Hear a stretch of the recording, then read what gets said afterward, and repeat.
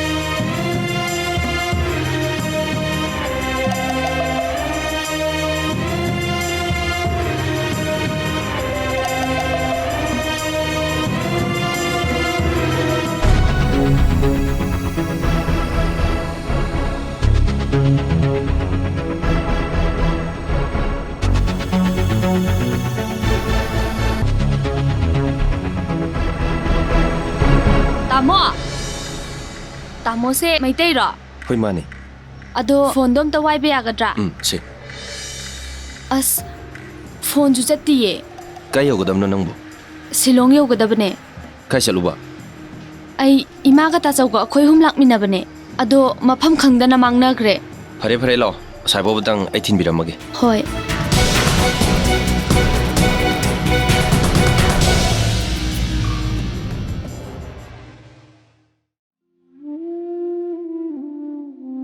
Imagi Ibema nangbu kadai deno minana lerisibo. Aigi isa lai sabi sibo mangba tarabrane taurisibo aibo. Haima, ibungo, kamain tawre? Ima, asomdasu lakti. Lakti haiba. Hoi me. Is, kamain tawne aigi isa nupi lai sabi sibo. Ima, nangsi othona wakhan takidre haisini. Doctor na mapan thon ngano na hanna haire. Magi leina dugi. Kari no mi mana pamise. Ado police ta report ama pisir haiba. Police ta pau pi da yaro ima. Ado di sasi.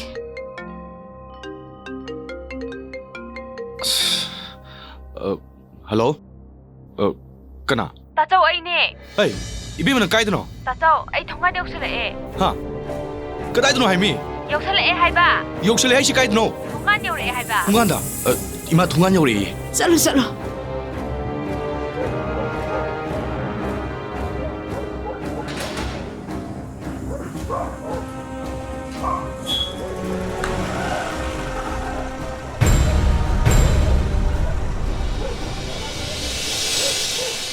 Tachau.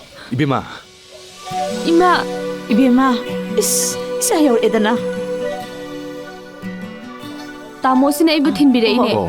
Ibungo. Ngai ko. Ai gari ki senam ta piu ki.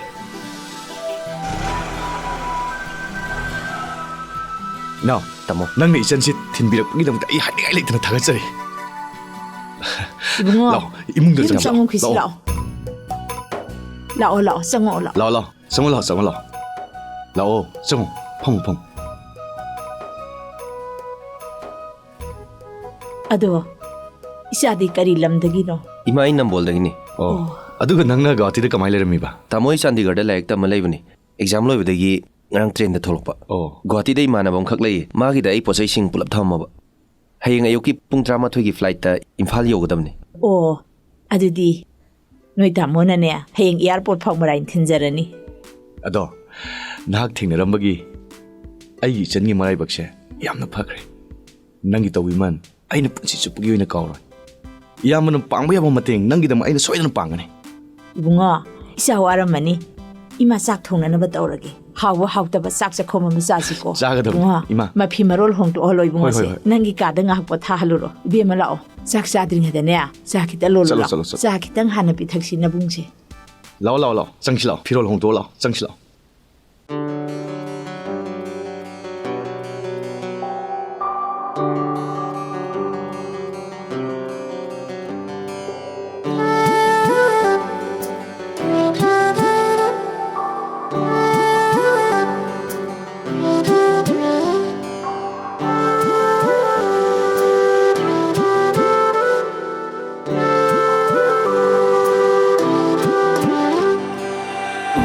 boita ningle imit sida tamna lakla boita khalle imang sida natna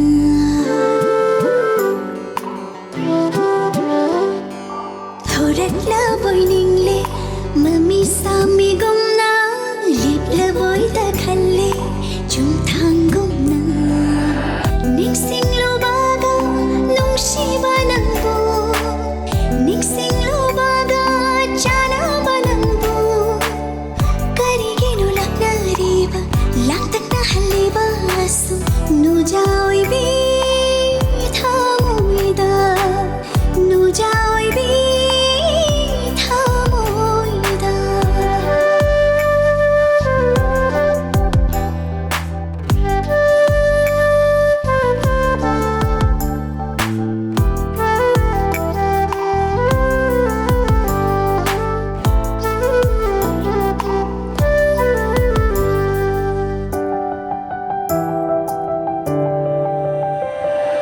mahausagi khut sem ni singe leiran ngai na riba lei sat pu tamba fangnawa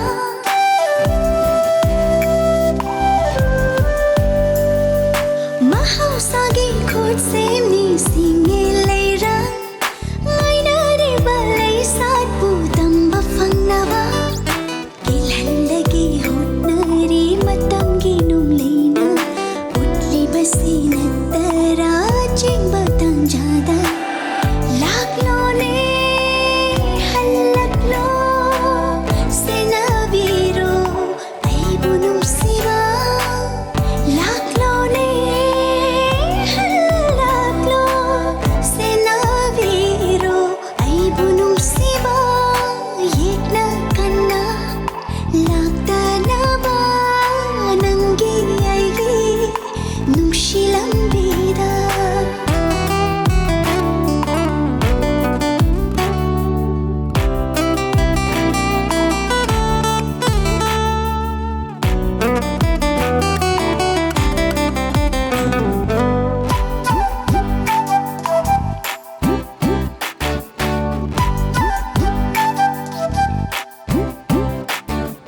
wakal therbi mai pai chabi aise hinjari bini manlang da taudona nangi kambi ganu kumi poksi magi aibo nangi damak mitik chandra bini haiduna mo ngai jari mikuk tum inakta halakpa num si khau lang na tumin kong phama mata hong jada maham sagum wasatuma ngak chari bini karigenu lakna riba laktak na haliba asu nu jaoi bi thamoida nu jaoi bi thamoida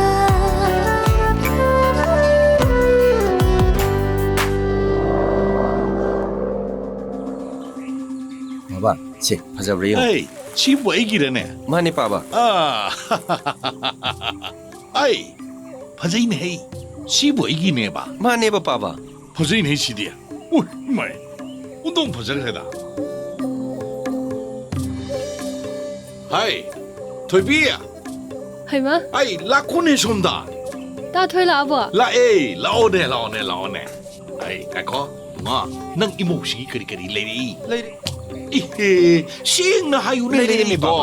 아이 까오게요. 영어 아이 하이게 이모시기네 타박 응캉 싸바 탁바 비주바 비잠바 로이나막 이모시네 또이바 낭레락버 레락버 시행나 하이오바 ꯂꯩꯔꯦꯃꯤ ꯄꯥꯕ 요 부토로 어, 얘기네 마마 아무튼 가이코 아이 미임도 거루기게 하이 비마 되비 가이콘 헤이 낭나 거 붙절리바 미도 남들은 보러카도니 마나가 가만 비야로이코 어이, 마마. 아이 아이, 미나가 저기 만 비야로 내가 쫄쫄쫄쫄쫄 짤루 Matam kaya lili angang. Kada sa toy no. La tabam chalu ke. La wangang nang si. Ngai khon La hai. wangang nang sila khwai ba. Ngai non hai lak lak ching si bo. Maram di hai hai dana. Ka sa toy no. 야, 사이복 좀 토게 또 보내 이미. 아사이복 잣바부 시기 비전지 셀레 잣바우 시 너브라 비존지 셀라가 토트디 뭐라 셀라가 토 해브로. 사히 키야 수라 자히 말이 부수도래. 까리기노. 사히 마르 푸수르바 낭나 누피 코이 칼리미네 하이, 하이, 그난 하길래 이노도. 예, 나때 이불이 짜다 봐. 아 코사 키비 야로 해봐 자 키노 아이시니 까리 이노래 뭐시 뭐. 아이 뭐반 톡방 암드레 저비기 호텐지 나트라디 낭자 탁밤 레 마이 호텔 짜타 까리도 하리노. 저비가 코이나레 나 와와 랑나레 마기 호텐지 낭나 센다 아다라가 파말리 브라이바 헤이, 진티바 까나까나데 이노 뽕 뭐야면 고물라 이샤.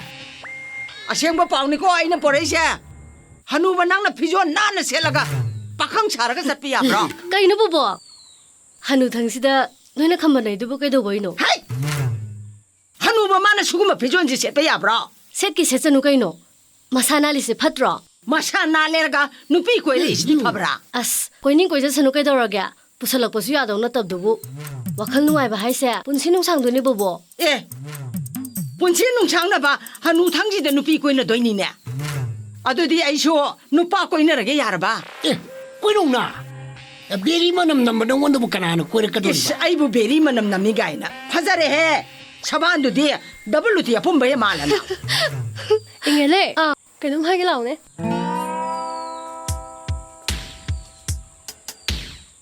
थोकिनुको चा थांने दाय आइ चा लोलुकेको 알아.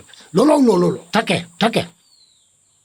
कइदोरगे 하 असेंबैरो चसिला अदु 하이. 그다이 저는 하이 너희 잘리도 봐. 오, 강해. 아마 동것이 동원이 아이브네. 에이.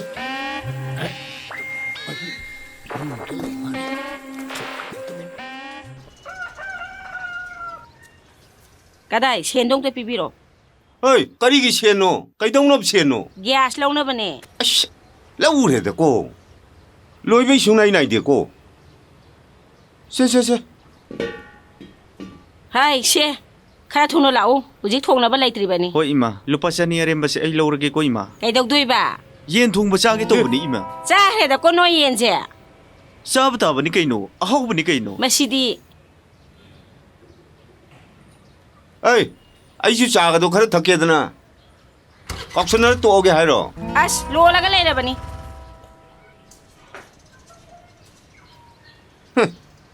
चे चांगासे सुबगी लोयु नाइदेदा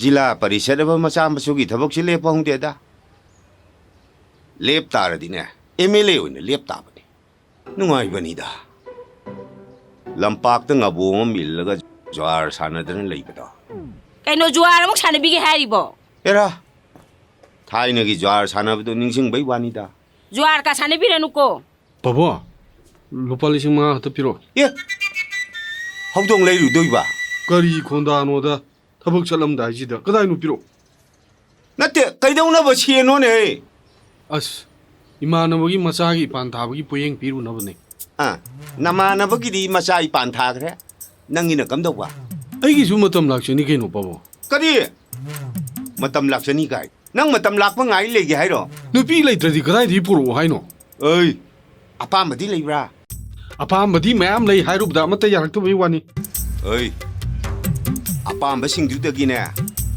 ख्वाइदगी मसक फजबिं खल्लगने फारगे त पुरो ए अइबु ngन्न सोरा सोलनबिगे हाइराबा कदाइ थिएंगे बाबा अइ आई नंगोंदने सेन सिकीम त पीबु ngamo नंगी थबक तो हानो थोलो अदुगने हयेंग मयांगी पोयेंग तौरपदो इपा हंगे अदुबु ताबा याबा वाराबा पाबो आई युमदगा हलोइदा आई युमदा हलकनो नुपी पोरक्ट्री भाव नंग युमदा हलकु यारोइको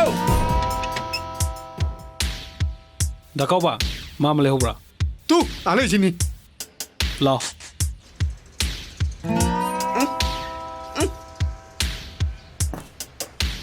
मामा आई बुआ कई ले रे मामन पुखी अचौबु वाल जंखटपगी सेनफमजी मामन कनामत खंगनदना काइथोक पिरमिस कइगिनो ओइ कइनो ने सेन काइदोरे ने आइबु माइ पाइरो कोइलाउ लागोद्रो तंगाइ फददन काइरिमनि ने हयेंग मतांग चार कादे सेमगे को मामन पाइरकपदगी लेकाइसे डेभलपमेन्ट अमता लेत्रे करी ꯕꯣꯠ ꯂꯣꯏꯈꯤꯕꯗꯤ ꯊꯥ 4-5ꯗ ꯉꯥꯏꯔꯤ ꯀꯗꯥꯏꯗꯒꯤ ꯁꯦꯟꯅ ꯁꯦꯝꯗꯧꯔꯤ ꯃꯥꯃꯅ ꯀꯥꯏꯊꯣꯛꯈꯤꯕ ꯁꯦꯜꯗꯨꯅ ꯁꯦꯝꯕ ꯇꯥꯕꯅꯤ ꯑꯩ ꯁꯤꯗꯤꯅꯦ ꯃꯤꯒꯤ ꯁꯦꯟꯗꯣꯟ ꯍꯥꯟꯅ ꯁꯦꯡꯗꯣꯛꯈꯤꯗꯣꯏꯅꯤ ꯑꯩꯒꯤ ꯁꯦꯟꯗꯣꯟ ꯃꯌꯥꯝꯁꯤ ꯀꯣꯛꯑꯀꯥꯟꯗꯅꯦ ꯂꯩꯀꯥꯏꯁꯤ ꯁꯦꯝꯗꯣꯏꯕ ꯈꯪꯉꯕ ꯑꯩꯒꯤ ꯚꯣꯠꯇ ꯆꯪꯈꯤꯕꯁꯤꯡꯗꯣ ꯅꯣꯏ ꯀꯌꯥꯅꯣ ꯈꯪꯉꯕꯣ ꯂꯥꯛ 60ꯅꯦ ꯂꯥꯛ 60 ꯃꯗꯨ ꯄꯨꯝꯅꯃꯛꯇꯣ ꯑꯩꯈꯣꯏ ꯎꯐꯝ ꯊꯣꯛꯇꯦ ꯀꯔꯤ ꯅꯣꯏꯅ ꯅꯠꯇ꯭ꯔꯥ ꯑꯩ ꯁꯦꯟ ꯇꯤꯡꯍꯜꯂꯤꯁꯦ ꯍꯥ ꯂꯩꯕꯥꯛ ꯃꯤꯌꯥꯝꯁꯤꯕꯨ 500 ꯂꯤꯁꯤꯡꯗ ꯂꯩꯔꯦ ꯅꯣꯡ ꯍꯦꯛ ꯉꯥꯟꯕꯒ ꯅꯪ ꯌꯨꯝꯗ ꯆꯥꯛ ꯍꯥꯞꯇꯈꯩ ꯑꯩꯒꯤ ꯁꯤꯗꯩꯁꯤꯗ ꯀꯣꯏꯅꯩ ꯅꯩꯗꯅ ꯁꯨꯔ ꯅꯩꯗꯅ ꯆꯥꯛ ꯆꯥꯈꯤꯗꯣ ꯅꯣꯏ ꯀꯥꯎꯔꯕꯣ ꯑꯩ ꯂꯩꯀꯥꯏ ꯁꯦꯝꯃꯨ ꯍꯥꯏꯔꯗꯤꯅꯦ ꯚꯣꯠ ꯂꯦꯞꯄꯤꯕ ꯑꯩꯁꯦ ꯁꯦꯟ ꯇꯤꯡꯍꯟꯒꯅꯨ ꯑꯗꯨꯏꯗꯤ ꯑꯔꯥꯛꯄ ꯁꯦꯟꯗꯣ ꯂꯩꯀꯥꯏꯗ ꯊꯥꯗꯔꯦ ꯍꯧꯖꯤꯛ ꯊꯥꯗꯕ ꯑꯝꯇ ꯉꯝꯃꯣ ꯑꯩꯒꯤ ꯁꯦꯟꯗꯣꯟꯁꯤꯡꯁꯦ ꯍꯥꯟꯅ ꯑꯝꯇ ꯁꯤꯡꯈꯤꯒꯦ ꯅꯣꯏ ꯇꯥꯛꯅꯤꯡꯕ ꯀꯅꯥꯗꯅꯣ ꯇꯥꯎꯆꯣ ꯆꯠꯂꯣ ꯑꯗꯨ ꯑꯣꯏꯗꯤ ꯃꯥꯃꯁꯨ ꯂꯩꯀꯥꯏꯁꯤꯗ ꯕꯣꯏꯀꯣꯠ ꯇꯧ ꯇꯥꯔꯦ ꯍꯥ ꯑꯗꯨꯅꯕꯨ ꯍꯦꯟꯅ ꯐꯔꯦꯅꯦ ꯊꯧꯗꯣꯛ ꯋꯥꯊꯣꯛꯇ ꯄꯣꯌꯦꯡ ꯇꯤꯡꯗꯅꯕ ꯆꯠꯁꯤꯔꯣ ꯃꯊꯪ ꯕꯣꯠꯇ ꯈꯪꯅꯤ ꯅꯪ ꯂꯥꯛꯂꯣ ꯍꯜꯂꯛꯀꯣ ꯀꯩꯅꯣ ꯃꯊꯪ ꯚꯣꯠꯇ ꯈꯪꯅꯤꯕ ꯑꯥꯎ ꯃꯊꯪ ꯚꯣꯠꯇ ꯈꯪꯅꯤ ꯅꯪ ꯍꯣ ꯃꯊꯪ ꯚꯣꯠꯇꯣ ꯂꯦꯞꯄꯤꯗ꯭ꯔꯒ ꯂꯣꯏꯔꯦ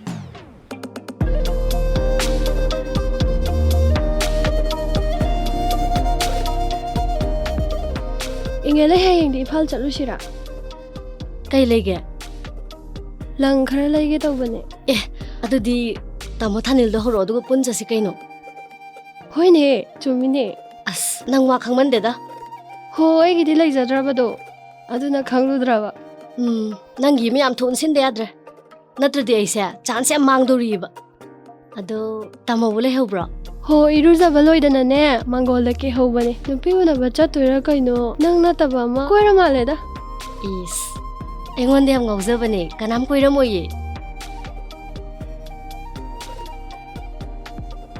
ꯉꯥꯏꯈꯣꯅꯦ ꯍꯩꯃꯥ ꯑꯆꯪꯕ ꯃꯤꯒꯤ ꯋꯥ ꯉꯥꯡꯅꯕꯗꯣ ꯆꯨꯝꯃꯦꯗꯅ ꯑꯩ ꯃꯔꯝꯗ ꯀꯩ ꯍꯥꯏ ꯉꯥꯡꯅꯩꯕ ꯇꯥꯊꯥꯂꯤ ꯅꯪꯁꯦ ꯏꯉꯦꯂꯩꯅ ꯅꯣꯡꯃ ꯎꯍꯧꯗ꯭ꯔꯗꯤ ꯆꯥꯛ ꯆꯪꯉꯨ ꯌꯥꯗꯦ ꯍꯥꯏꯔꯤꯕ ꯍꯦ ꯀꯩꯅꯣꯅꯦ ꯃꯤꯅ ꯑꯁꯦꯡꯕ ꯁꯨꯝ ꯍꯥꯏꯔꯒ ꯅꯪ ꯁꯥꯎꯕꯩꯗꯨꯕꯣ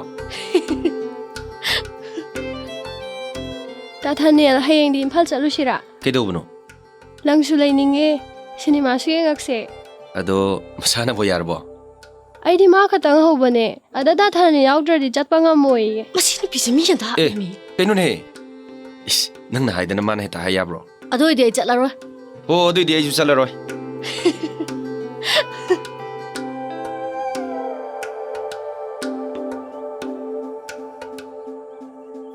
ꯉꯂꯩ ꯉꯥꯏꯈꯣ ꯑꯝꯇ ꯑꯩ ꯉꯁꯤꯗꯤ ꯅꯪꯒꯤ ꯋꯥ ꯑꯔꯦꯞꯄ ꯑꯝꯇꯪ ꯈꯪꯕ ꯄꯥꯝꯃꯤ ꯑꯩꯅ ꯇꯥꯀꯥꯎꯕꯗ ꯀꯩ ꯍꯥꯏꯈꯤꯕ ꯂꯩꯗꯅ ꯇꯥꯀꯥꯎꯕꯅ ꯑꯩꯒꯤ ꯑꯔꯦꯞꯄ ꯋꯥ ꯇꯥꯅꯤꯡꯉꯤꯅꯣ ꯑꯩꯅ ꯅꯉꯣꯟꯗ ꯍꯥꯏꯔꯛꯏꯁꯤ ꯀꯨꯏꯔꯕꯅꯤ ꯅꯪꯅ ꯁꯨꯝ ꯎꯂꯩ ꯄꯥꯂꯩ ꯇꯧ ꯂꯩꯔꯤꯁꯤ ꯀꯩꯒꯤꯅꯣꯕ ꯑꯗꯨꯗꯤ ꯃꯁꯥꯗ ꯍꯪꯗ꯭ꯔꯁꯨ ꯏꯁꯥꯅ ꯈꯪꯐꯝ ꯊꯣꯛꯏ ꯀꯩꯅꯣ ꯁꯤꯗ ꯅꯪꯒꯤ ꯅꯊꯧ ꯂꯩꯇꯦ ꯏꯊꯧ ꯂꯩꯕꯩꯅꯦ ꯑꯩꯅ ꯍꯥꯏꯔꯤꯁꯦ ꯑꯩꯒꯤ ꯀꯥꯗ ꯌꯦꯠꯂꯛꯑꯒꯕꯨ ꯑꯩ ꯇꯨꯃꯤꯟꯅ ꯂꯩꯒꯗ꯭ꯔꯣ ꯌꯦꯠꯂꯤꯗꯤ ꯏꯕꯨꯡꯉꯣ ꯅꯪꯅꯤꯅꯦ ꯊꯕꯛꯇꯤ ꯑꯩꯅ ꯍꯥꯟꯅ ꯍꯧꯈꯤꯕꯅꯤꯅꯦ ꯅꯪꯅ ꯍꯧꯔꯤꯗꯨꯅꯅꯦ ꯂꯩꯆꯤꯜꯗ ꯇꯦꯟ ꯀꯥꯞꯄ ꯁꯥꯟꯅꯕ ꯅꯪꯅ ꯄꯥꯝꯃꯤꯁꯦ ꯀꯩꯅꯣ ꯇꯥꯀꯥꯎꯕ ꯅꯪꯅ ꯄꯥꯝꯃꯤꯁꯦ ꯀꯔꯤꯅꯣꯕ ꯊꯥꯅꯤꯜ ꯃꯥꯟꯅꯔꯨꯅ ꯃꯥꯒ ꯆꯠꯁꯤ ꯂꯥꯛꯑꯣ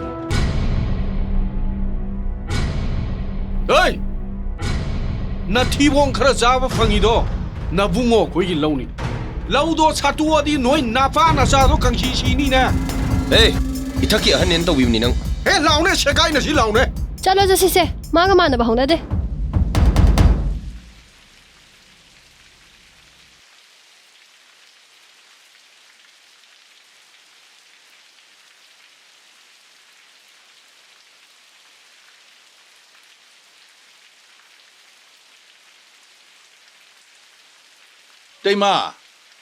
Temo! Ibo Sopan, nang laibro. Tema, ay luxury, Tema. Ay ko'y tayo bumubulay bikibra. O lay, chang olaw, pamulaw. Pani, Tema.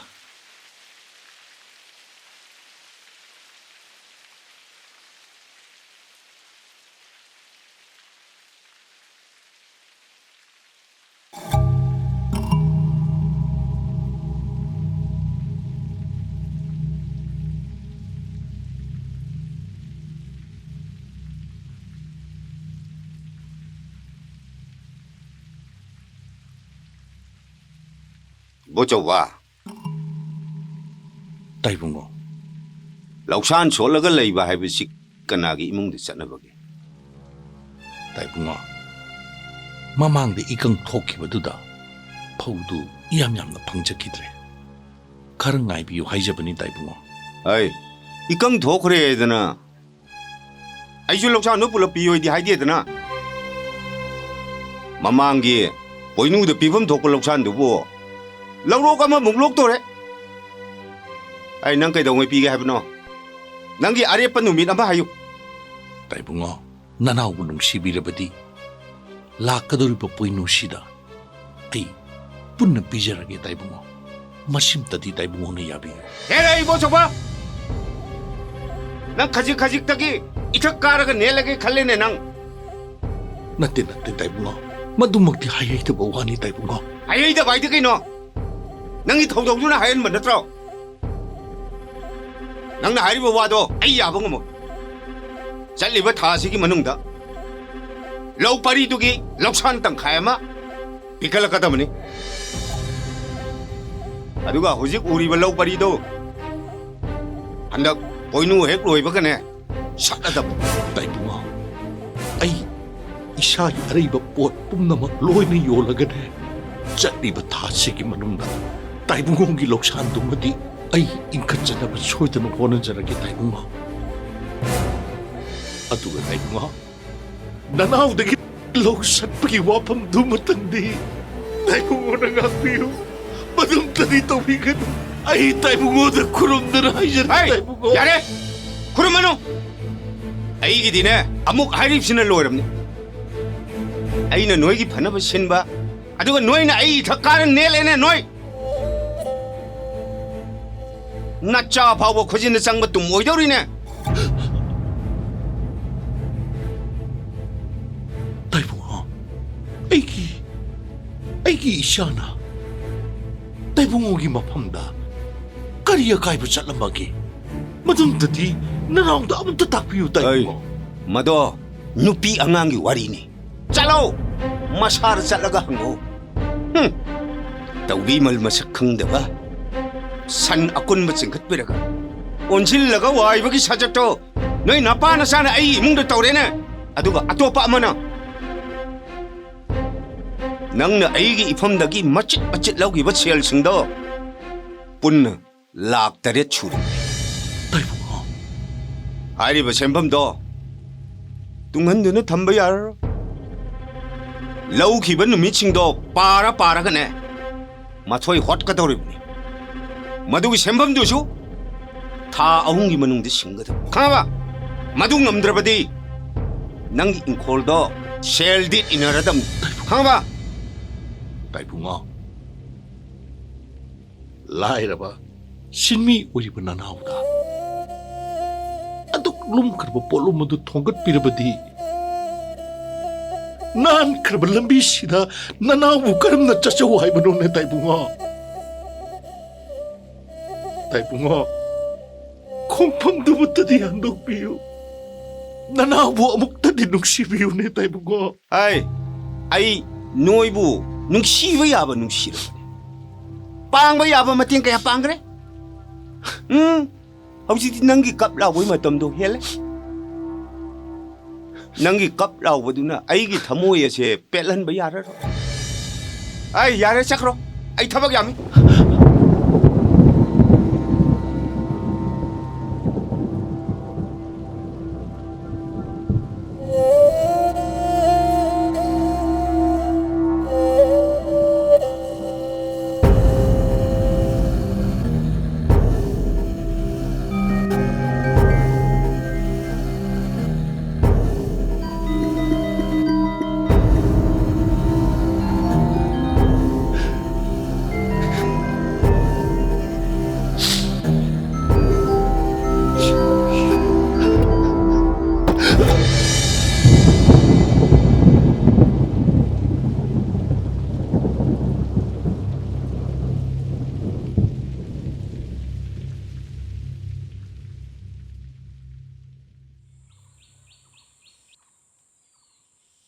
빠바 가이샬루이노.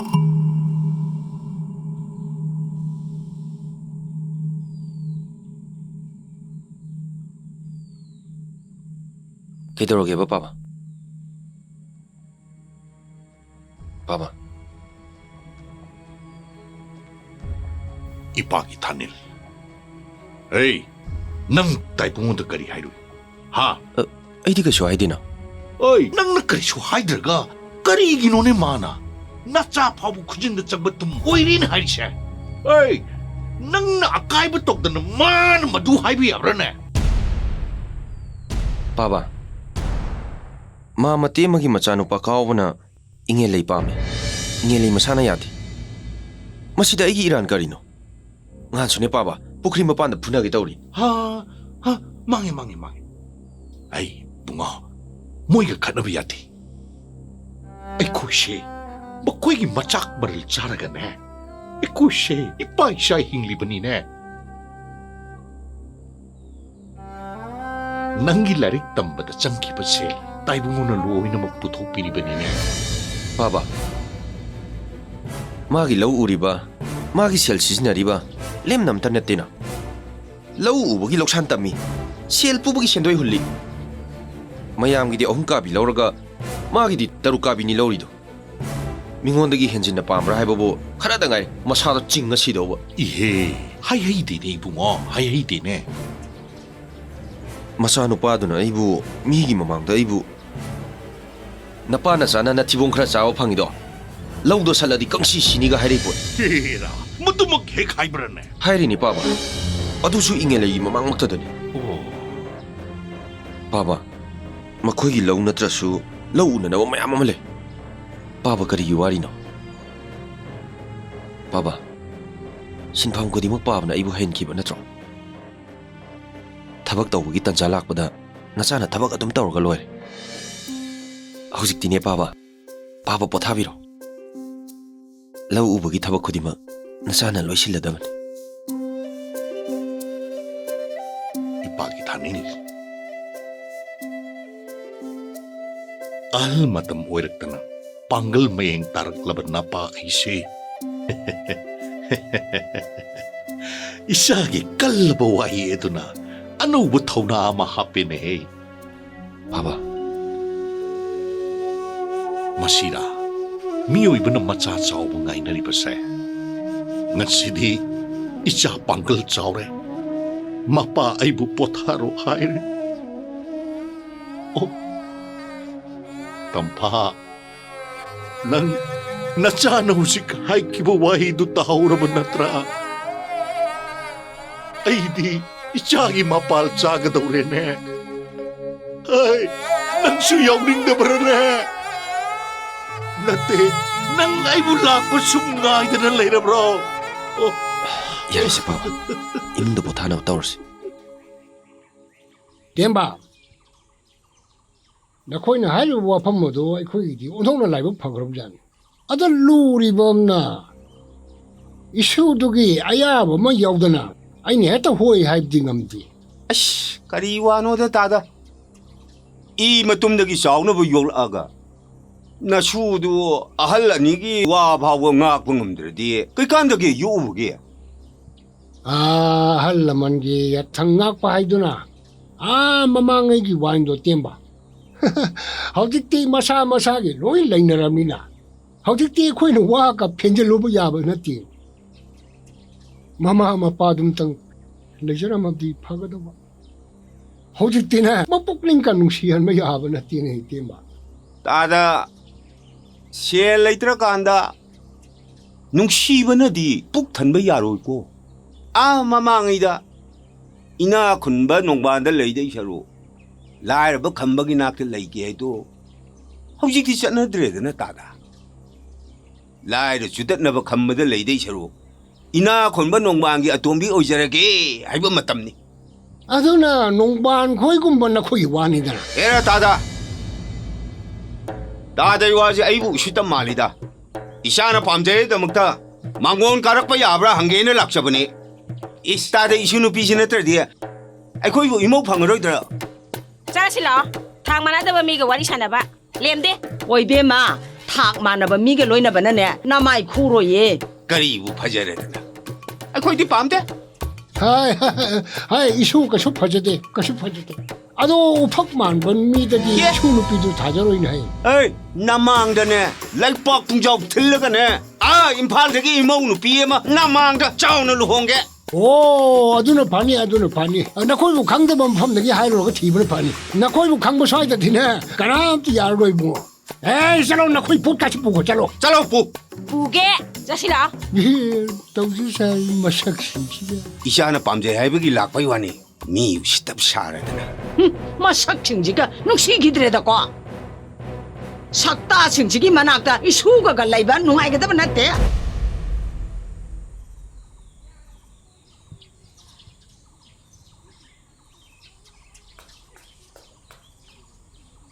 ꯃꯤ ꯎꯁꯤꯠꯇꯕ ꯁꯥꯔꯗꯅ ꯃꯣꯏꯅ ꯇꯧꯔꯤꯕ ꯃꯇꯧꯁꯦ ꯃꯤ ꯌꯥꯝꯅ ꯎꯁꯤꯠꯃꯟꯗꯦ ꯃꯣꯏ ꯄꯥꯕꯨꯡ ꯀꯔꯤ ꯇꯧꯁꯤꯒꯦ ꯑꯩ ꯃꯗꯨꯏꯁꯨ ꯃꯇꯝ ꯂꯥꯛꯈꯤꯅꯤ ꯐꯔꯁꯨ ꯐꯠꯇ꯭ꯔꯁꯨ ꯑꯩ ꯖꯤꯂꯥ ꯄꯔꯤषꯠꯀꯤ ꯃꯦꯝꯕꯔꯅꯦꯕ ꯑध्यꯛෂꯅꯦꯕ ꯑꯩꯒꯤ ꯃꯥꯏ ꯃꯆꯦꯠ ꯑꯃ ꯐꯥꯎꯕ ꯌꯦꯡꯗꯕ ꯑꯩ ꯌꯥꯝ ꯁꯥꯎꯅꯤꯡꯉꯤꯗ ꯃꯣꯏꯒꯤ ꯃꯑꯣꯡꯁꯦ ꯑꯩ ꯌꯥꯝ ꯁꯥꯎꯅꯤꯡꯉꯨꯅꯨ ꯌꯥꯝ ꯁꯥꯎꯅꯤꯡꯉꯨꯅꯨ ꯁꯥꯎꯅꯤꯡꯉꯨꯅꯨ ꯅꯆꯥ ꯃꯁꯛ ꯊꯤꯕ ꯄꯣꯛꯑꯒ ꯄꯥꯕꯈꯣꯏꯕꯨ ꯀꯥꯏ ꯆꯠꯅꯔꯨꯒꯦ ꯍꯥꯏꯅꯔꯤꯁꯤꯕꯣ ꯑꯩ ꯅꯪ ꯀꯥꯞ ꯊꯥꯗꯧꯗꯣ ꯑꯗꯨꯝ ꯊꯥꯎ ꯈꯨꯝꯕꯗ ꯏꯀꯥꯏꯕ ꯋꯥꯅꯤ ꯉꯥ ꯀꯔꯤ ꯍꯥꯏꯅꯔꯒꯦ ꯅꯣꯏ ꯄꯥꯕꯨꯡꯗ ꯍꯪꯉꯨ ꯀꯔꯤꯅꯣ ꯇꯧꯔꯤꯁꯤ ꯄꯥꯕꯨꯡ ꯀꯔꯤ ꯍꯥꯏꯅꯔꯛꯑꯒꯦ ꯀꯩꯅꯣ ꯁꯨꯝ ꯁꯨꯛꯇꯣꯛꯅꯔꯒ ꯂꯩꯅꯔꯤꯁꯤ ꯑꯩ ꯁꯨꯛꯄ ꯎꯔꯗꯤ ꯍꯪꯉꯛꯑꯅꯨ ꯑꯐꯕ ꯑꯣꯏꯔꯝꯃꯔꯣꯏ ꯑꯗꯨ ꯀꯔꯤꯕꯨ ꯍꯥꯏꯔꯛꯏꯅꯣ ꯈꯪꯕꯗꯤ ꯌꯥꯏꯗꯅ ꯑꯩꯁꯨ ꯑꯣ ꯅꯪꯁꯦ ꯎꯐꯛ ꯃꯥꯜꯂꯦꯌꯦ ꯄꯥꯝꯗꯦꯌꯦ ꯀꯔꯤ ꯑꯩꯕꯨ ꯎꯐꯛ ꯃꯥꯜꯂꯦꯕ ꯃꯤ ꯎꯁꯤꯠꯇꯕ ꯑꯩꯕꯨ ꯎꯐꯛ ꯃꯥꯜꯂꯦ ꯀꯥꯏꯅ ꯈꯪꯒꯅꯤꯗꯅ ꯃꯣꯏ ꯎꯐꯛꯅ ꯀꯥꯞꯍꯟꯕ ꯇꯥꯔꯦꯗꯅ ꯇꯥꯆꯧꯕꯨ ꯃꯣꯏꯅ ꯑꯗꯨꯃꯥꯏꯅ ꯍꯥꯏꯔꯛꯄꯗ ꯄꯥꯕꯗꯤ ꯀꯔꯤ ꯍꯥꯏꯅ ꯈꯨꯝꯃꯝꯒꯦ ꯑꯩ ꯃꯤꯅ ꯑꯃꯥꯟꯕ ꯍꯥꯏꯔꯛꯑꯗꯤ ꯀꯔꯤ ꯍꯥꯏꯅ ꯈꯨꯝꯗꯧꯔꯤ ꯏꯆꯥ ꯅꯨꯄꯥ ꯑꯅꯤ ꯄꯣꯛꯄꯨ ꯃꯄꯥ ꯑꯩ ꯁꯛꯂꯧꯕ ꯑꯃꯐꯥꯎ ꯌꯥꯎꯗꯦ ꯀꯨꯗ꯭ꯔꯨꯛ ꯀꯨꯗ꯭ꯔꯥꯛ ꯉꯥꯛꯇ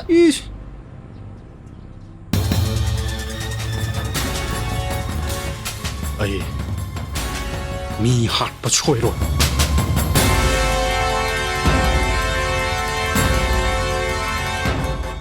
ꯑꯩ ꯌꯨꯝꯁꯤ ꯀꯅꯥ ꯀꯅꯥ ꯂꯩꯒꯦ ꯀꯅꯥ ꯀꯅꯥ ꯂꯩꯒꯦꯅꯦ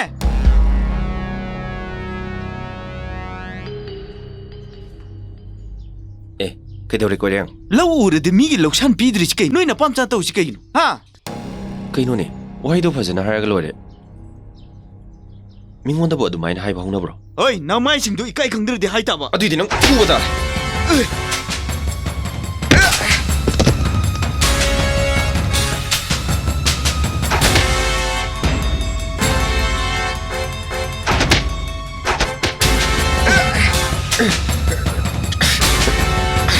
ꯍꯣꯠꯂꯒꯦ ꯅꯪ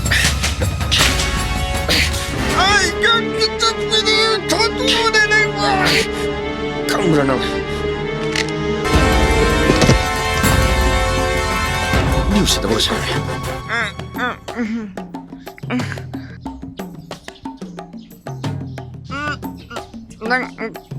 난 강민 능 레이라모. चलो. 강민 능. 동의 떨어. 어이, 나나옹 바는 sakri 두보. 아무 칸을 레람드나네. 능 학자라가 이용우게 해브라.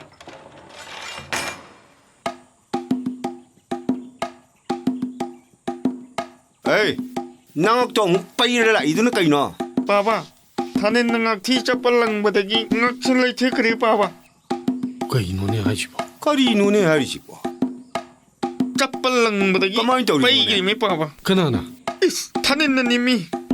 니 혹시 또 아이, 사람 나거네. 안 아버지 안 이행기시네. 세, 시다 포무. 포무. 세. 하이마, 어디 가더라? 나이 구미, 나이 구니, 자크라가 미드는 옴칼라가 불에. 강은이마, 아이나, 아이, 방어. 아이 떠게, 아이 떠게, 아이 떠게. 제, 아이, 나 그래, 창우야, 창우야. 나라로 이 양아치 닥터한테 부시하라. 머리 더블 진짜 너무 마음에 드세요. 파래. 아이 히닥 세무 그게고.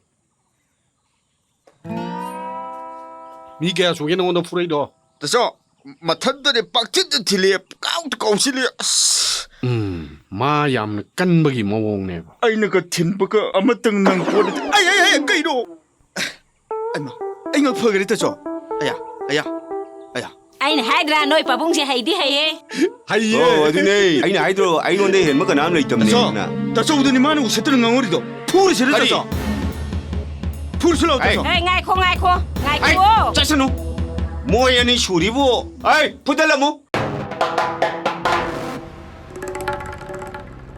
เอ้ยอีนายมาจ้าโตโลละน่าท้องนายยามพักอีได้แน่นั่งอีนารินดูเยี่ยมตาเลย เฮ้ยทุลุล่ะนั่งนารินยังพักได้ โตโล เฮ้ยไอ้ชิเดเลย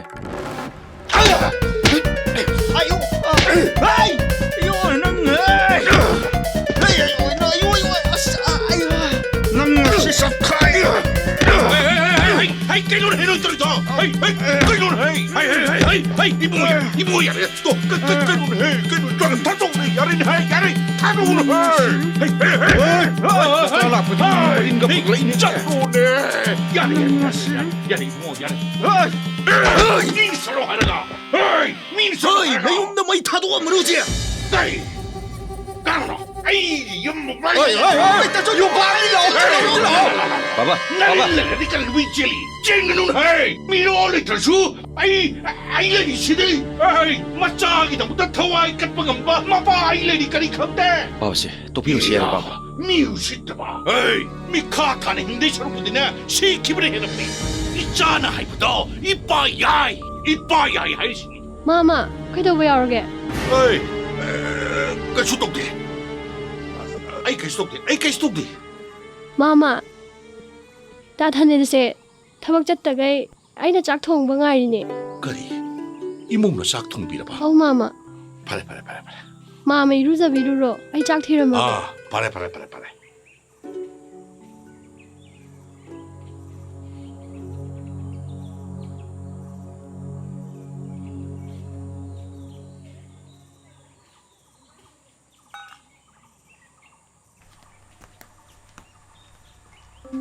ตาเขาป่ะใครเลยนะแก 아이 넌 울러볼라 하네.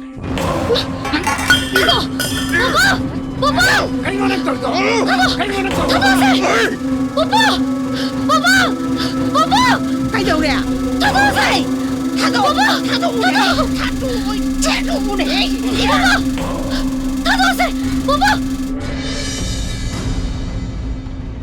어이 구동 튀었다 닝들이 한도.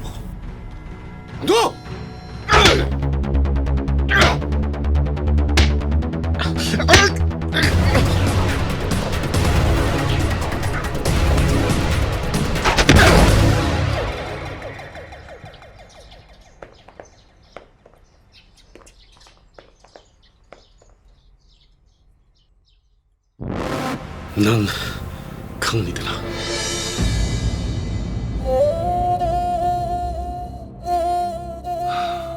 Bunga. Chola ba na pu na bin na ha.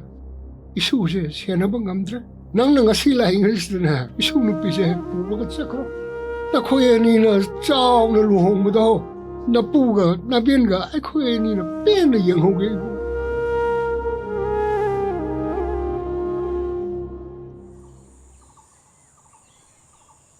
Ai, nang dukan thô rồi à? Âu, thao qua lúc khá là lấy kiên cha lúc bani. Bao bún ngai bấm ta đi đó. Cái gì bao nó nè? Ô, sai hiểm bị đồ chiên cái đấy. 예. 이게 레이로 하지 마. Hoi, 이게 lấy đồ chiên cái đấy.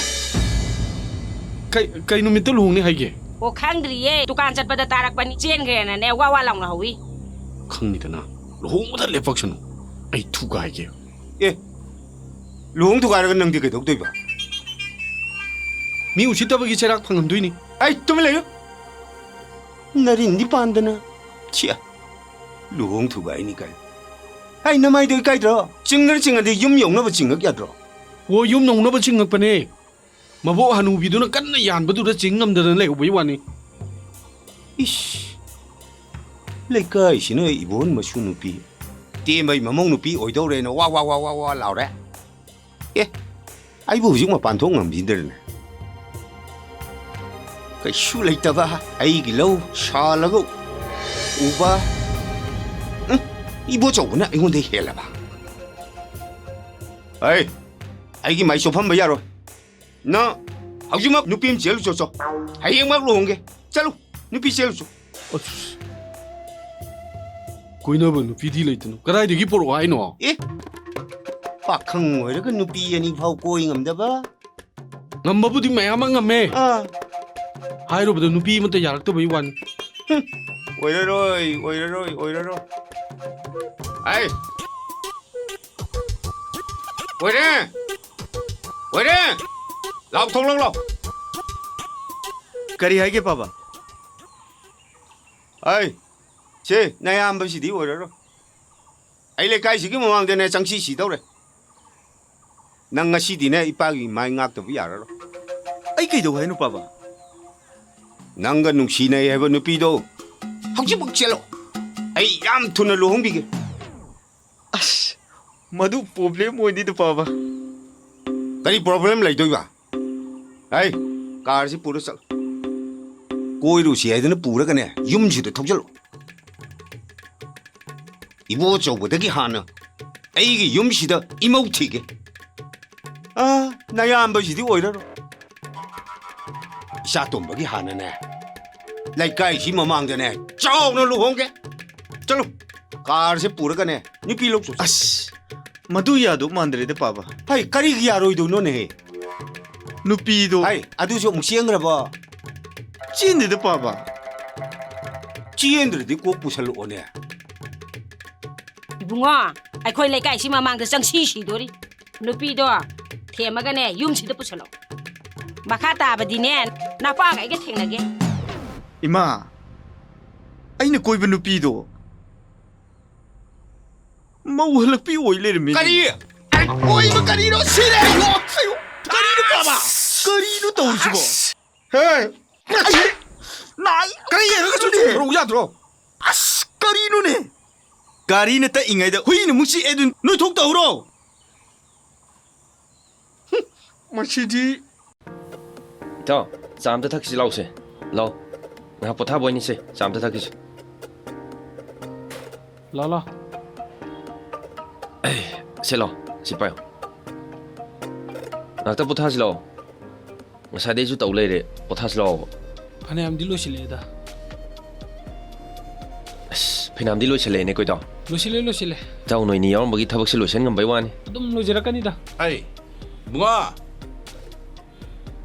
ꯅꯇꯥꯎ ꯃꯌꯥꯝ ꯊꯕꯛ ꯁꯨꯔꯤꯁꯤ ꯀꯩꯅꯣ ꯆꯥꯅ ꯊꯛꯅꯕ ꯀꯩꯝꯇ ꯁꯤꯟꯗ꯭ꯔꯕꯣ ꯅꯪꯕꯣ ꯀꯩꯝꯇ ꯂꯥꯡꯗ꯭ꯔꯦ ꯄꯥꯕ ꯍꯌꯦꯡ ꯑꯣꯏꯅ ꯆꯥꯁꯦ ꯍꯥꯏꯅꯔꯦ 이해 하이행주 짜니 ngasisu 짜니드나 아두 이사사 너희 셈 사바시부 하이행 보 문ungdadi loi ngamgadra लोयनानी मामा अखोय हजिक चकचारो हलकपदा अदुम लोयनानी 파레 아두디 탱에 짝사 통넘버 떠루러 아두가 헤이 자사 너희 ngang 포타나르게네 너희 뜻디 라코 나타위 타벅시 너희 마얌 짱드나 마팅 앙뜻디 빵드버 야더버니고 아우 마마 이따 파레 अखोय मुक चकचारो ꯐꯔꯦꯅꯦ ꯐꯔꯦꯅꯦ ꯑꯗꯨꯗꯤ ꯍꯌꯦꯡꯗꯣ ꯐꯖꯅ ꯁꯤꯜꯂꯁꯤꯀꯣ होइता अदुदी अखोय मुक ꯍꯣꯏ ꯁꯨꯝ ꯂꯩꯍꯧꯔꯦ मामा चले 파레 열어 아이 붕어 사이싱 자통넘버 덕시 ꯍꯣꯏ ꯄꯥꯕ 세세세세 사이버 마얌시 엉터 루실로 사이싱 자통넘버 덕시 라라라라라 아이 붕어 마마 너희 뻥 레기브라 ꯑꯧ ꯂꯩ ꯃꯥꯃ ꯀꯧꯊꯣꯛꯆꯔꯛꯀꯦ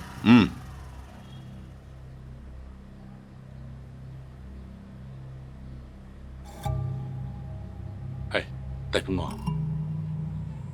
락비름니 아이 그노 이붕어 비다 안다 뻐로 아 야래 피다 록토론 아이 왬땅 하이러마가네 바짝하긴 똥 그리 와파 모이비름노 딸붕어 핵다이비요 아 라우기 와팜두마디 삿바다 아래빠 아마 오이래 하이나 칼로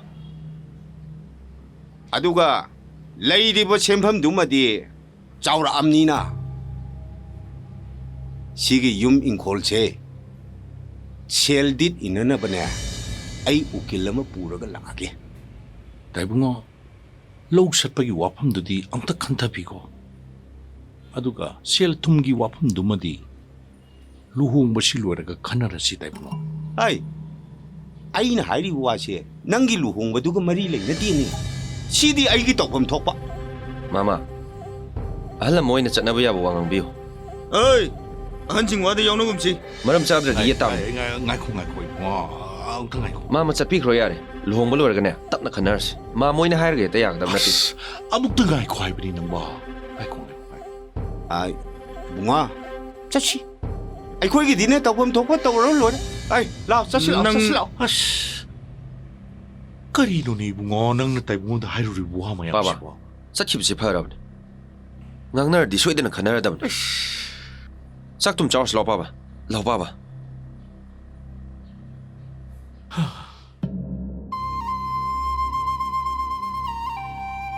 ꯇꯞꯅ ꯆꯠꯂꯨ ꯏꯕꯦꯝꯃ ꯏꯃꯥ ꯐꯃꯨꯡꯗ ꯄꯣꯊꯥꯍꯟꯕ ꯌꯥꯗ꯭ꯔꯣ ꯑꯣ ꯐꯃꯨꯡꯗꯨꯗ ꯄꯣꯊꯥꯕꯗꯣ ꯋꯥꯔꯦꯌꯦ ꯃꯄꯥꯟꯗ ꯐꯝꯒꯦꯌꯦ ꯇꯞꯅ ꯆꯠꯂꯨꯁꯦ ꯂꯥꯎꯁꯦ ꯇꯞꯅ ꯆꯠꯂꯨꯀꯣ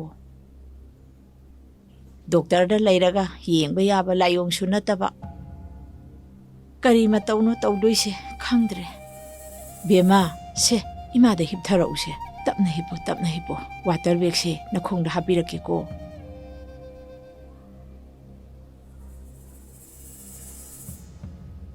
ꯑꯜꯇ꯭ꯔꯥꯁꯥꯎꯟ ꯂꯧꯗꯅ ꯁꯤꯇꯤ ꯁ꯭ꯀꯦꯟ ꯂꯧꯗꯅ ꯌꯦꯡꯕ ꯌꯥꯕꯁꯨ ꯌꯦꯡꯉꯦ ꯀꯩꯝꯇꯁꯨ ꯂꯩꯇꯦ ꯍꯥꯏ ꯐꯒꯦ ꯍꯥꯏꯔꯕꯗꯤ ꯅꯍꯥꯟꯅ ꯐꯕꯁꯨ ꯌꯥꯔꯕꯅꯤ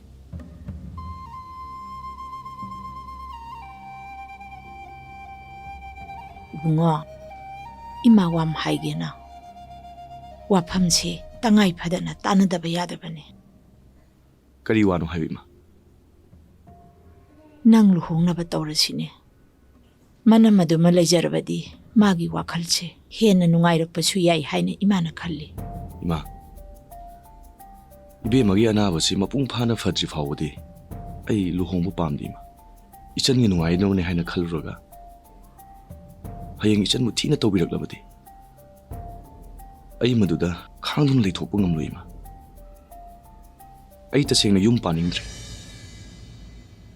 ꯄꯥꯟꯒꯦꯁꯨ ꯈꯟꯗ꯭ꯔꯦꯗ ꯏꯃꯥ ꯍꯩ ꯀꯔꯤꯅꯣ ꯍꯩꯗꯤ ꯑꯗꯨꯃꯥꯏꯅ ꯍꯥꯏꯒꯅꯨ ꯀꯔꯤꯒꯤ ꯅꯪ ꯌꯨꯝ ꯄꯥꯜꯂꯣꯏꯗꯣꯔꯤꯕ ꯀꯩꯗꯧꯕꯒꯤ ꯏꯆꯥ ꯐꯔꯣꯏꯗꯣꯔꯤꯕ ꯐꯅꯤꯌꯦ ꯏꯆꯥꯁꯨ ꯐꯅꯤꯌꯦ ꯑꯗꯨꯒꯅꯦ ꯏꯃꯥꯅꯅꯦ ꯈꯨꯠ ꯆꯥꯕ ꯏꯃꯧ ꯑꯃ ꯊꯤꯒꯗꯣꯔꯤꯕꯅꯦ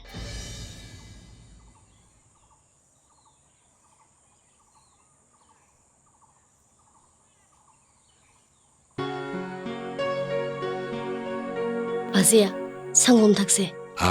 야래 타마 ngasi imogi khutna ahanba lonba sangomse ipana thakpa phangba haibase ipagi di khwaidagi nungaiba numitni imongni yum masida laktuna ipagi thogul toraba haibase ipagi punsigi tangkak amada khwaidagi nungaiba numitni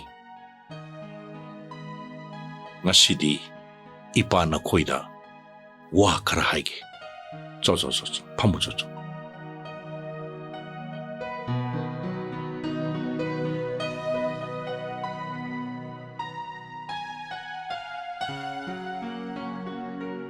Yengoi, noi anina yum pan bagi lambi da changsilakpa haibase. Nakok thakta achouba thaugai ama purage haidan leminabani. Mama mapa singna macha mamau phangjaba matamda. Punsi supan nungai ge haina khanjakiba manglala do. Khangu thakta loisinkiba mayam ama yawi. Pumnamak singna se karamna oiraki haibase. Ningolgi mapamki mi singna macha du khak nungai na lehening badagi fatta loksing tambiduna macha maya bu phajilaga mi mama mapa du inthok tuna thambiba kongai amani do mathanda poksaba macha duna mama mapa bu inthok pirabada pangal solaba mama mapa singduna kanada suwakat lubagamdana lanai lingkhat narakliba ahal singi saidang pampumna makta punsi oina lenkiba kongai amani do ngasi ipana na khoida haigadabadi ne sirig loiraba miyobigi mapoksida phattaba puksel haibase kaidongnungda seloidabani koisa sa se noi ani tanaraga ne ipamgisu somgisu nungsi sanana leminabase noina lambi yatkadabani ko isa sa fattaba miwa loroidabani noina bu afaba thabak torobadi hayeng noigi nasa na susingaduna ne noi bu suluna tawbigadoribani ne ipa ipuna hairamba kalida khudai kangdabani haibado isa sa noi khak kawba yade ko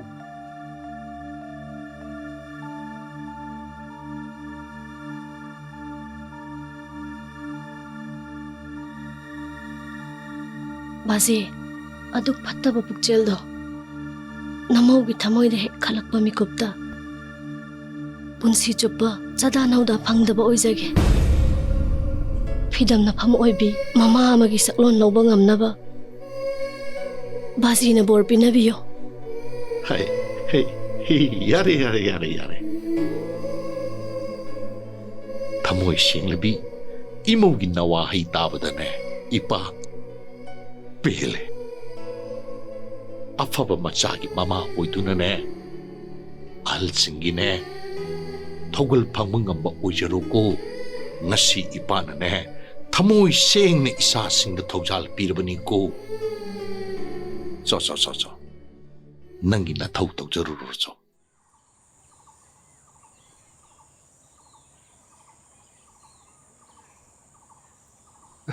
쿠다이 셀랍시 바부 샤우닝이브로 오 ahal lama oibagine khudaiga setlagane lemna leibiu haiba 마시디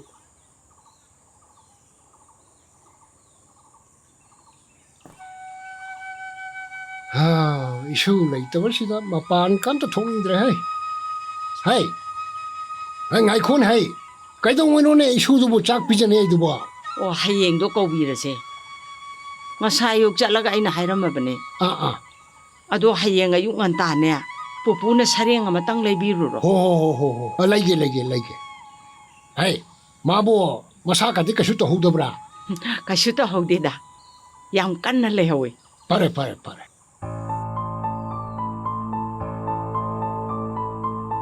Ifungwa, kamay taurage. Saki tupagane, para hekta hairapani. Ayun ka sangu gige. Daling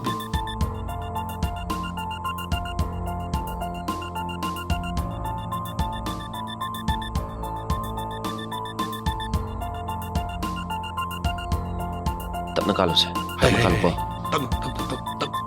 Tamto. Kaim taro. Nung sa tilo na. Kaim taro. Wakang mungay na sa kadabli ko. Ibunga, Dr. Gadu unaraga na kaim ta shoy ngam na ba wari dok sagadam ni ko. Kaim ta nung sa tiningalit eh. May paba. So. Ting.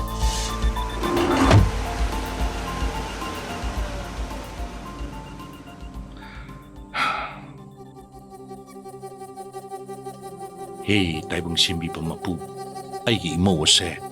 Aswe ngam yahon na mamay mamit pahan biu ko.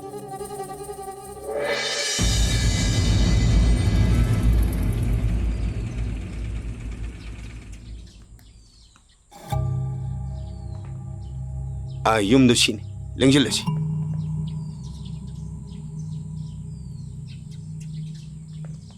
taibungo kaino ukil ge pudran lengmire isibu pida somda lengsimbi ibungo ukil somda lengjello pambiu taibungo som lengsimbi yare pamge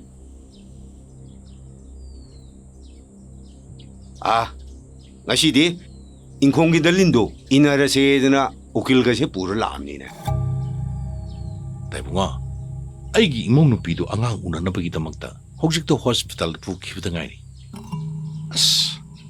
Sarang na ba marakshida. Kaya nungay do mantrebo. No mo inarasi taibungo. 미 오킬가세 ngakte 상부지 않았디다. 마톡 싱글 잔이네. ngasi 상ingay 시다네. 로션나 horsi. 마루온가 두디네. 로이 이를 암. 소이 각다니 따고다. 오킬로 뭐 지동타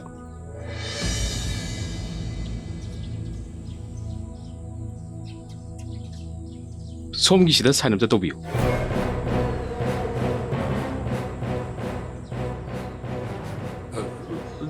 taibungo maruolbu kari haini ibu.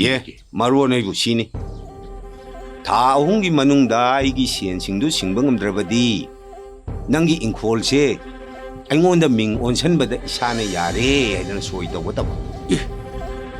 ꯇꯥꯏꯕꯨꯡꯉꯣ ꯑꯗꯨꯗꯤ ꯑꯩꯁꯨ ꯏꯆꯥ ꯅꯨꯄꯥꯒ ꯑꯝꯇꯗꯤ ꯇꯥꯟꯅꯖꯔꯛꯈꯤꯒꯦ. ꯍꯣ ꯅꯆꯥ ꯅꯨꯄꯥꯒꯁꯨ ꯇꯥꯟꯅꯧ ꯁꯣꯏꯁꯨ ꯑꯗꯨꯝ ꯇꯧ. दादा सिदा इरबा मरोल से सिनी श्री थोकचोम तेंब सिंहा अपोक्पा थोकचोम मंगी सिंहा नंबोल कोंखाम श्री वांगखेम इबो चौबा सिंहा नंबोल कोंखाम अइना मथक्ता पल्लिबा इयाम्ब सिदगी लौजबा लुपा लाख निपान असि था अहोमगी मनुंगदा सिंगबा ngамद्रबदी अइगी इंखोल असि इयाम्ब सिदा मिंग ओंथोकपदा इसाना यारे हाइना सोय तौजरी. हाइरिबा वरोलसी सिखक्तनी साइन चुंगता तौबियो. तौसलो से तौसलो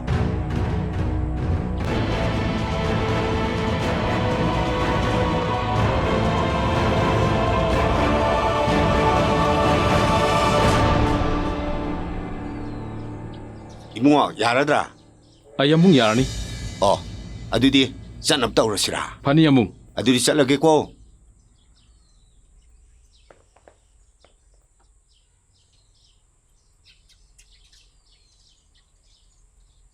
ꯀꯩꯅꯣ ꯑꯩꯅ ꯇꯧꯔꯤꯁꯦ?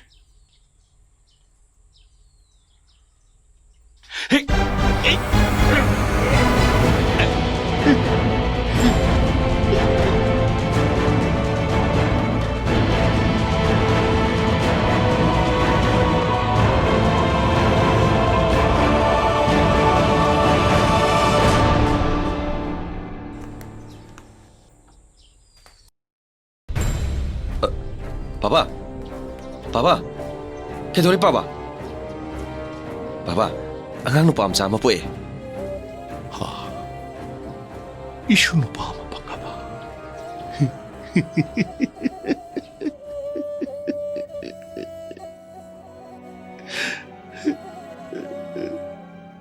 Ipagit mo. Ipana isagi tamag karibat at hanapangamdra. Nang napabo waraw ganuko. Ay. Papa, kainuto nyo. Kainuto nyo, Papa. Midam tapang si Papa. Kainuto nyo, Papa.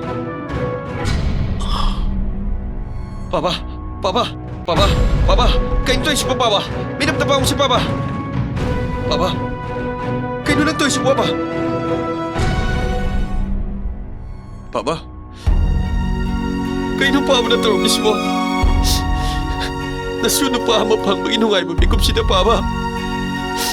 Nagnachalis mo ka na ito na, Papa. Papa, nang mo nasuno pa uling naman, Papa. Papa.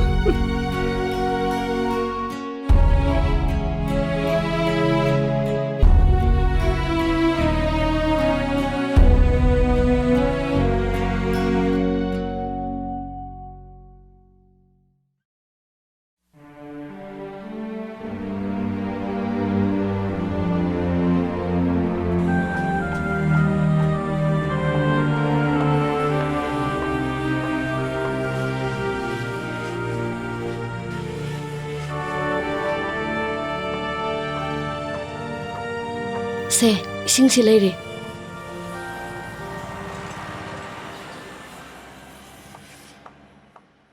ꯂꯥꯎ ꯆꯪꯉꯣ ꯂꯥꯎ ꯍꯦꯛꯇ ꯐꯝꯃꯣ. ꯅꯣꯏ ꯄꯥꯕꯨꯡꯅ ꯀꯩꯀꯩ ꯍꯥꯏꯔꯛꯄ? ꯂꯧꯐꯝꯗꯣ ꯉꯥꯡꯅꯔꯦ ꯌꯥꯔꯛꯑꯦ ꯍꯥꯏ. ꯇꯥꯃꯣ ꯂꯥꯛꯄꯤꯔꯣ ꯍꯥꯏꯕ. ꯑꯗꯨꯗꯤ ꯌꯥꯝ ꯅꯨꯡꯉꯥꯏꯕ ꯄꯥꯎꯅꯤꯅꯦ. ꯑꯗꯣ ꯂꯧ ꯃꯄꯨꯅ ꯂꯣꯏꯅ ꯌꯣꯜꯂꯅꯤ ꯍꯥꯏꯕ꯭ꯔꯅꯦ? ꯌꯣꯜꯂꯅꯤ ꯍꯥꯏ. ꯑꯗꯨꯗꯤ ꯉꯁꯤ ꯇꯥꯡ 5, ꯑꯗꯣ ꯑꯩ ꯇꯥꯡ 10ꯗ ꯑꯣꯏꯅ ꯂꯥꯛꯑꯒꯦ. ꯅꯣꯏ ꯄꯥꯕꯨꯡꯗ ꯈꯔ ꯐꯖꯅ ꯍꯥꯏꯔꯝꯃꯨ. ꯍꯣꯏ ꯍꯥꯏꯔꯒꯦ. 이때모 ሆይꯗꯤ ꯑꯃꯠꯇ ꯂꯩꯕ ꯎꯗꯦ. ꯀꯗꯥꯏꯗ ꯆꯠꯈꯤꯒꯦꯗꯃꯣ? ꯀꯅꯥꯝ ꯂꯩꯇꯦ ꯉꯁꯤꯁꯤ. ꯃꯣꯏꯔꯥꯡꯗ ꯐꯤꯔꯣꯏ ꯑꯃ ꯆꯠꯀꯅꯦ ꯆꯠꯈꯤ. ꯇꯥꯃꯣ ꯁꯣꯝꯒꯤ ꯍꯤꯡꯒꯣꯜꯁꯤꯕꯨ ꯑꯇꯣꯞꯄꯒꯤꯔꯣ? ꯅꯠꯇꯦ ꯑꯩꯒꯤꯅꯤ. ꯃꯊꯛꯁꯤꯗꯤ ꯇꯥꯃꯣ ꯍꯟꯗꯛ ꯍꯥꯞꯀꯠꯄ꯭ꯔꯥ? ꯃꯥꯅꯤ ꯍꯟꯗꯛ ꯍꯥꯞꯀꯠꯄꯅꯤ. ꯅꯪ ꯀꯥꯈꯠꯂꯛꯏ ꯌꯦꯡꯉꯨꯆꯣ. 이반이 통민하르시 아이 타박을 놓으시라. 호이 이용게.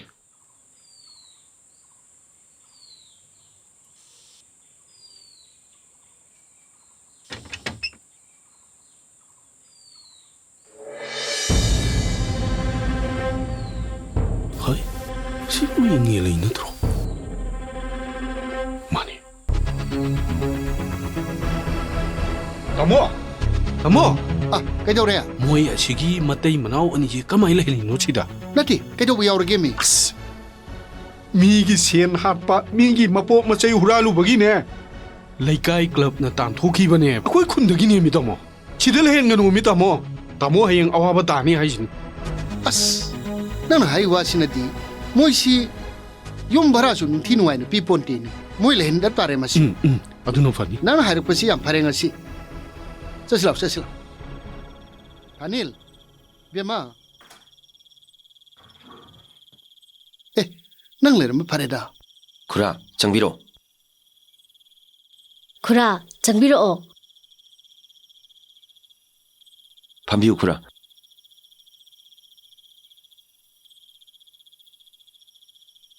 ꯑꯗꯣ ꯄꯩꯁꯥꯅ ꯉꯥꯡꯅꯈꯤꯕ ꯃꯇꯝꯗꯣ ꯌꯧꯔꯛꯑꯦ ꯀꯃꯥꯏꯅ ꯇꯧꯁꯦꯕ ꯏꯕꯨꯡꯉꯣ ꯈꯨꯔꯥ ꯊꯥ 2 ꯑꯃꯨꯛꯇꯪꯗꯤ ꯆꯣꯟꯊꯖꯈꯤꯌꯦ ꯍꯧꯖꯤꯛ ꯑꯇꯣꯞꯄ ꯃꯐꯝꯗ ꯑꯩꯈꯣꯏ ꯑꯃꯨꯛ ꯍꯣꯡꯗꯣꯛꯎꯕ ꯍꯥꯏꯕꯁꯤ ꯈꯨꯗꯣꯡ ꯆꯥꯒꯗꯕ ꯃꯥꯟꯗ꯭ꯔꯦ ꯑꯁ ꯑꯗꯣ ꯏꯕꯨꯡꯉꯣ ꯃꯗꯨꯗꯤ ꯌꯥꯔꯣꯏꯕꯣ ꯏꯕꯨꯡꯉꯣ ꯑꯩ ꯌꯨꯝꯁꯦ ꯈꯔ ꯁꯦꯝꯖꯅꯤꯡꯕ ꯇꯥꯡ 10ꯗ ꯐꯦꯃꯤꯂꯤ ꯑꯃꯁꯨ ꯂꯥꯛꯀꯗꯕ ꯂꯩ ꯑꯦꯗꯚꯥꯟꯁꯀ ꯂꯣꯏ ꯄꯤꯔꯝꯃꯕꯅꯦ ꯏꯕꯨꯡꯉꯣ ꯑꯗꯣ ꯉꯁꯤ 5ꯅꯤꯒꯤ ꯃꯅꯨꯡꯗ ꯅꯣꯏ ꯍꯣꯡꯗꯣꯛꯅꯕ ꯇꯧꯔꯣꯀꯣ ꯋꯥꯔꯧꯕ ꯌꯥꯗꯦꯀꯣ ꯏꯕꯨꯡꯉꯣ ꯈꯨꯔꯥ ꯆꯠꯂꯦ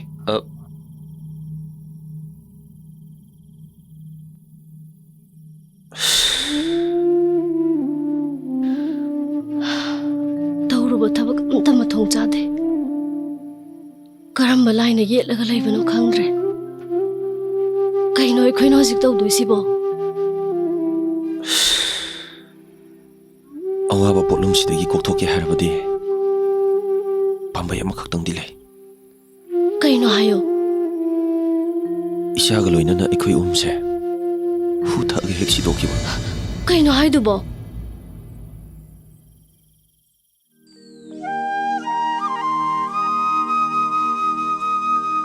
ꯂꯥꯛꯑꯣ ꯇꯥꯃꯣ ꯑꯩ ꯑꯉꯥꯡ ꯑꯝꯇ ꯊꯤꯟꯕꯤꯔꯨꯈꯤꯒꯦ ꯄꯄꯥ ꯈꯣꯏꯔꯝꯃꯣ ꯕꯕꯥ ꯈꯣꯏꯔꯝꯗ꯭ꯔꯗꯤ ꯌꯥꯔꯦ ꯌꯥꯔꯦ ꯃꯥꯏꯗꯤ ꯀꯩꯀꯩ ꯍꯥꯞꯄꯤꯔꯒꯦ ꯉꯥ ꯑꯇꯥꯎꯕ ꯑꯃꯒ ꯆꯥꯛꯀ ꯍꯥꯞꯄꯤꯔꯦ ꯕꯕꯥ ꯏꯃꯥꯟꯅꯕꯁꯤꯡꯗꯤ ꯁꯪꯒꯣꯝ ꯄꯨꯂꯛꯏ ꯑꯩꯁꯨ ꯁꯪꯒꯣꯝ ꯍꯥꯞꯄꯤꯌꯣ ꯍꯣꯏ ꯍꯣꯏ ꯅꯪꯕꯨ ꯁꯪꯒꯣꯝ ꯊꯛꯅꯤꯡꯕ꯭ꯔꯅꯦ ꯊꯛꯅꯤꯡꯉꯦ ꯍꯣꯏ ꯍꯣꯏ ꯍꯌꯦꯡꯗꯒꯤ ꯍꯥꯞꯄꯤꯔꯒꯦꯀꯣ ꯍꯣꯏ ꯂꯥꯛꯑꯣ ꯆꯠꯂꯣ ꯆꯠꯂꯣ ꯄꯄꯥꯗ ꯕꯥꯏ ꯕꯥꯏ ꯇꯧꯔꯝꯃꯣ ꯕꯥꯏ ꯕꯥꯏ ꯕꯥꯏ ꯈꯔ ꯉꯟꯅ ꯍꯜꯂꯛꯑꯣꯀꯣ ꯊꯕꯛ ꯌꯥꯝ ꯂꯩ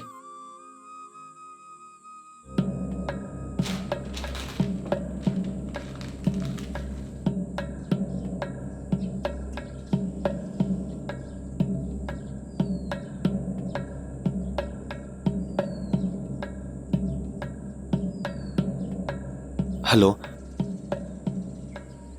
ꯁꯤꯕꯨ ꯀꯤꯗꯅꯤ ꯗꯣꯅꯔ ꯊꯤꯕꯤꯕꯗꯣ ꯑꯣꯏꯕꯤꯔꯕꯣ ꯑꯣ ꯑꯩ ꯏꯝꯐꯥꯜꯗꯒꯤꯅꯤ ꯕ꯭ꯂꯗ ꯒ꯭ꯔꯨꯞꯁꯤꯕꯨꯗꯤ ꯑꯩꯒ ꯆꯥꯟꯅꯔꯕ ꯑꯗꯣ ꯑꯇꯣꯞꯄꯒ ꯑꯦꯡꯒꯦꯖ ꯇꯧꯕꯤꯕ ꯂꯩꯈ꯭ꯔꯕꯣ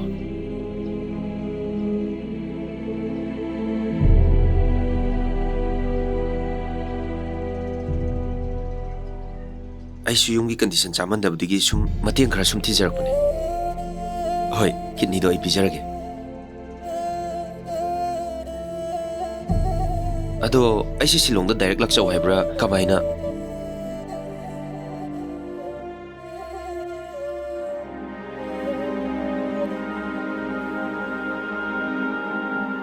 ꯍꯣꯏ ꯐꯅꯤ ꯑꯩ ꯊꯥꯖꯔꯛꯑꯒꯦ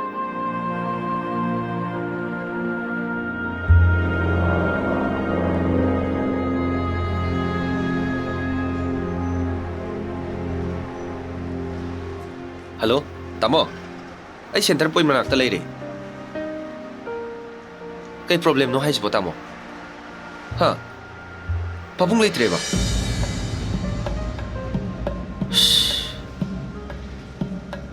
ꯍꯣꯏ ꯍꯣꯏ ꯇꯥꯃꯣ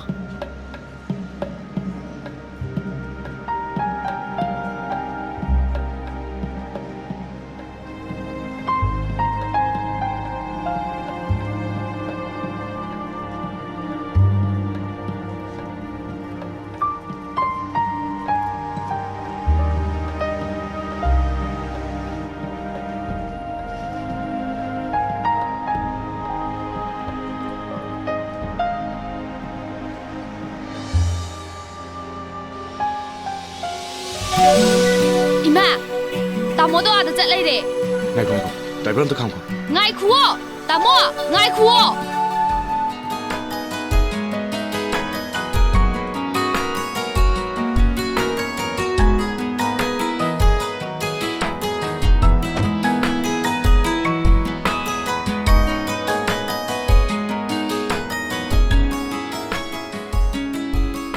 Ibungo, nangbu kadai chatlubano? Ma, ai thaba ama sum lakcharambani. Oh. Ngaikhone. Nang kadongai handoino? Ai hayang halani tamo. Lao lao. Adudi akhoi yumda leirasi lao. Lao lao, yum chisi lao.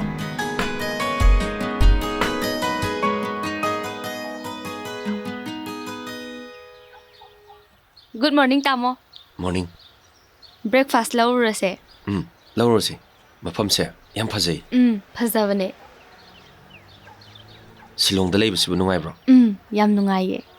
Ado, Silong si atopa mina ingkhol yum leibe yade haidaine. Yade. Akhoi sidi list that chahi kunthra inaraga leibane. Guwahati desu akhoi gi ingkhol leiye. Yum saraga leire. Oh. Tamoji ke kai thabuk tauge. Special contractor ne. Tachau gi thabak ayamba sida loine tawe. Oh. Kumasira. Ngai ko tamo. Ai tamo da kainom ta hangjage. Kaino, hangone. Yare da. Ai kona phone doina hangage. Chasila. Hey, ngaikho. Nangna du hangdradi ai kamai chatuiba. Kaino hayo ba. Kemtei kai gano ba. Hayo ba. Tamo gi girlfriend ga leira ba. Leite da. Kaigino nangna du hangi dubo. Khangingbagi hangbani da. Ai ngarang tumba sungya yade. Is kaigi. Tamona aigi damak chawrba mateng ama pangbikhibado. Adubu ainadi tamogi kaisu mateng pangba ngamde. Ado tamonang sida mohana laroidra. Noiga khangna chanarabanina karigi laoiduno. Ai yam toina lakane. Chache.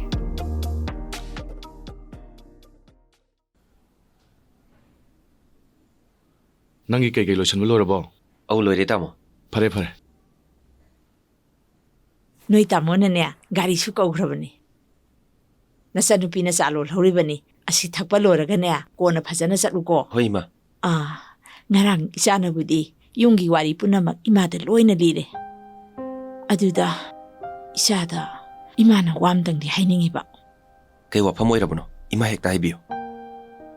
Imana haidoriba wafamse. Hai heidaba haibadumadi oidori jatne. Ado tangai phadana haidaba yadre. Nahakna nungsibirabadi nasanupisi punsisibu ibungo nangna amukta kanbiyo. Ai kai tawjo haibno ima. Ai na ngambo oiragadi ai hekta mateng pangjagi.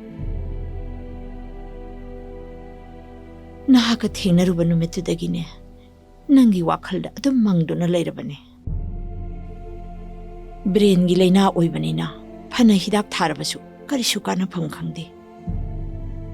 Nangbu hek ubadadine magi anabase loina mangkhibagum tawe.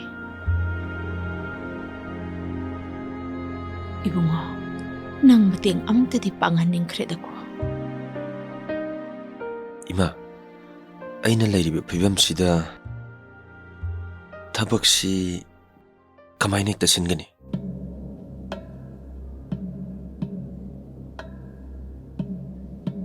Aigi suggestion amakhtari thamge. Nahak yumda munna amuktadi khaluko. Nahakna yaningdrabadi ekhoi kaisu hainingai leite. Yumda lehoriba angangsingdogi phibam. Nangi punsigi lambian sida chakhutpa yabai condition udragadi. Mi amagi punsi kanmani khalaga. Aigi chanubise nahaka lohoni.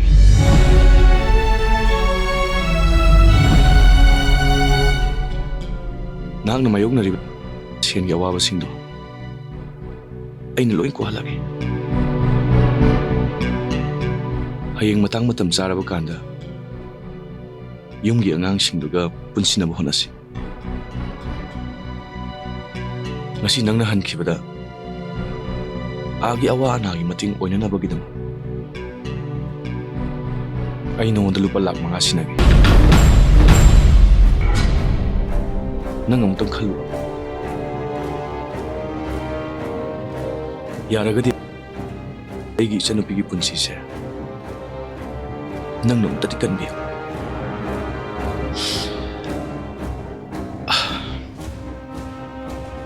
ꯐꯔꯦ ꯑꯩ taxi ꯍꯥꯏꯅꯔꯝꯕꯅꯤ ꯂꯥꯛꯑꯅꯤ ꯐꯅꯤ ꯇꯥꯃꯣ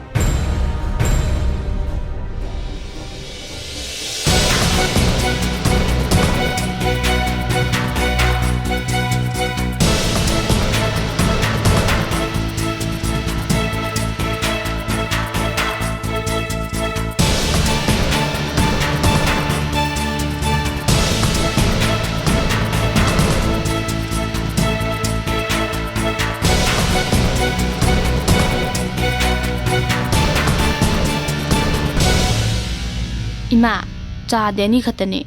야래. 이마디 타어로이. 능 따모가 탁미나로고. 따모, 자, 탁시거.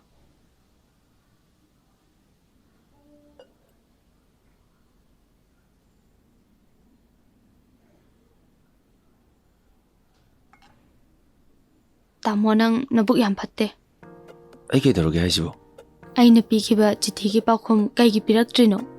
ꯑꯩꯅ phone ꯇꯧꯕ ꯀꯥꯟꯗꯗꯤ ꯅꯪꯗꯤ ꯁꯨꯡꯄꯥꯏꯁꯨ ꯄꯥꯏꯗꯅ ꯍꯥꯏꯖꯤꯟꯅꯅꯨ ꯇꯧꯁꯨ ꯇꯧꯗꯅ ꯑꯁꯦꯡꯀꯤ ꯇꯧꯏ ꯃꯤꯁ ꯀꯣꯜ ꯂꯩꯔꯝꯗ꯭ꯔꯅꯦ ꯏꯁ ꯃꯤꯁ ꯀꯣꯜ ꯑꯝꯇ ꯂꯩꯔꯝꯗꯦ ꯑꯗꯨꯗꯤ ꯅꯪꯒꯤ ꯅꯝꯕꯔꯗꯣ ꯑꯣꯜꯂꯝꯃꯅꯤ ꯈꯪꯖꯔꯦ ꯑꯩꯕꯨ ꯑꯉꯥꯡ ꯃꯆꯥꯗꯧꯅ ꯑꯗꯣ ꯑꯩꯕꯨ ꯇꯁꯦꯡꯅ ꯅꯨꯡꯁꯤꯕ꯭ꯔꯥ ꯅꯨꯡꯁꯤꯗꯕ꯭ꯔꯥ ꯉꯁꯤꯗꯤ ꯁꯦꯡꯅ ꯍꯥꯏꯔꯝꯃꯨ ꯅꯪ ꯅꯨꯡꯁꯤꯕꯒꯤ ꯅꯠꯇ꯭ꯔꯣ ꯑꯩ ꯉꯁꯤ ꯁꯤꯗ ꯂꯥꯛꯏꯁꯦ ꯑꯗꯣꯏꯗꯤ ꯉꯁꯤ ꯍꯜꯂꯅꯨ ꯅꯣꯡ ꯅꯤꯅꯤ ꯂꯩꯈꯨꯑꯣ ꯑꯗꯨꯗꯤ ꯌꯥꯔꯣꯏꯌꯦ ꯑꯩ ꯏꯃꯥꯒ ꯇꯥꯃꯣꯒꯁꯨ ꯋꯥꯔꯤ ꯐꯖꯅ ꯁꯥꯈ꯭ꯔꯕꯅꯤ ꯑꯩ ꯉꯁꯤꯗꯤꯅꯦ ꯇꯉꯥꯏ ꯐꯗꯅ ꯆꯠꯇ ꯌꯥꯗꯕꯅꯤ ꯑꯩꯅ ꯍꯦꯛ ꯍꯜꯂꯛꯄꯒꯅꯦ 이반이 루홍하다보네. 아생베이라.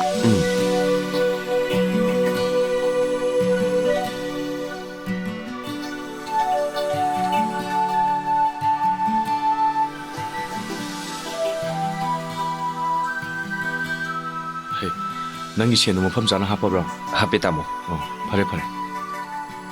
Ima, ay sa lukigi. Tikta kaida na yung yoro ko. Hoy ma. Isan.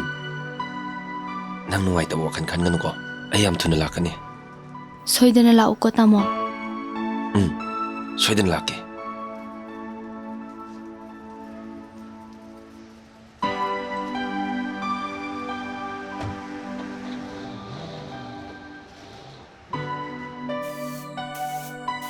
Bema, nakoy ba tabak ka chatrabo? Oh, chatre khura. Kaidora ba? Tamodo Guwahati chatkiye. Oh. Madi Guwahati de kaido busali ba? Mamanaba mo nanin chatkibane. Madi kaido ngai halakadori ba? Ngasi halakani di hairambane ado lakadoira la oidoira di khangde. Ayuk ngana lakani hairambaduna hauzik phau yauruktriye khura. Ado hayeng di mi ki pochai chu thangjim la ani nakoi ke ka se kamai tokse ba? Ado di khura tamo halaga khana bana pharoidro. Ado ergana noi ki pochai singdo sigi kama sa sida thangjalo dana. Anil laktri bhauti noi namana sawar juwana si kama sa sida hek leiro. Hayeng mi yauruktri ngai da si ka se sengdo halage ko. Sak to kharanga na chathoga pochai singdo si ka sida thangjana ba tawro ai chale.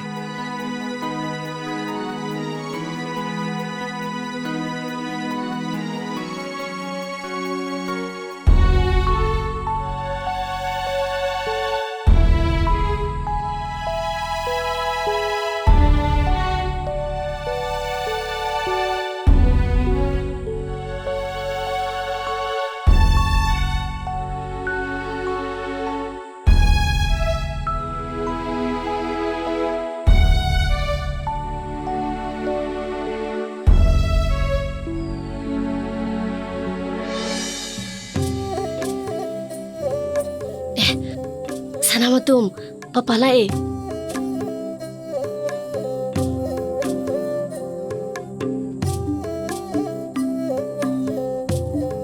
Baba, ये क्या बोला है पूरा? Leire.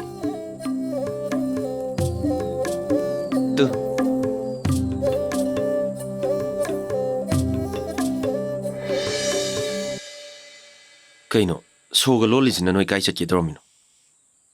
Ngarang yumbuna lolambane. Imong anoba malakadori haye. Adugi poche thangdo halamine. Kaino ne haisibo, noi ne kadai de leiba. Som kasi de leye. Hera, kura adu sumai to bohong dida. Parese, hotel da hong nam tawse. Hotel de ne, nongai na leitok singai. Sida leiba hong di. Hayang mak ne hong nam tawse. Sipu chalo. Hali lang labra. Au kura. Kura gi sel du bo kya tarage. Ai ngasi mak pirani. Ai hayang mak yum hong tong nam tawrage. Ai ko thani lai ko. Kura na mi gi mo alo rubadegi nang mulan khalure. Nang honganu. Kura so hang lege. Yarni kura. Kura gi sel du kya tarage adu kak to piram. Ai le pham da thiru. Ngai ko ne. Thanil, nang hong tu ngai ko ni. Lao lao. Baba sẽ khuyên mùi từ rồi. Oi doi ne. Anh xem vào đây ấy. Lao. Lao lao. Baba ấy cái lại con. Isagi de ne sana po lai de. Yang ge. Se, phajabra. Ya vào đây ba mày. Dur thau daro.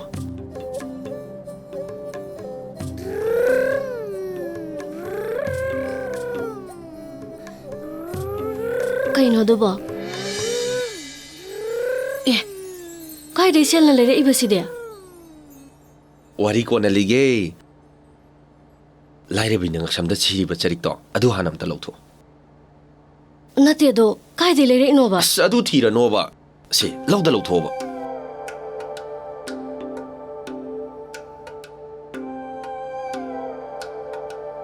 Se.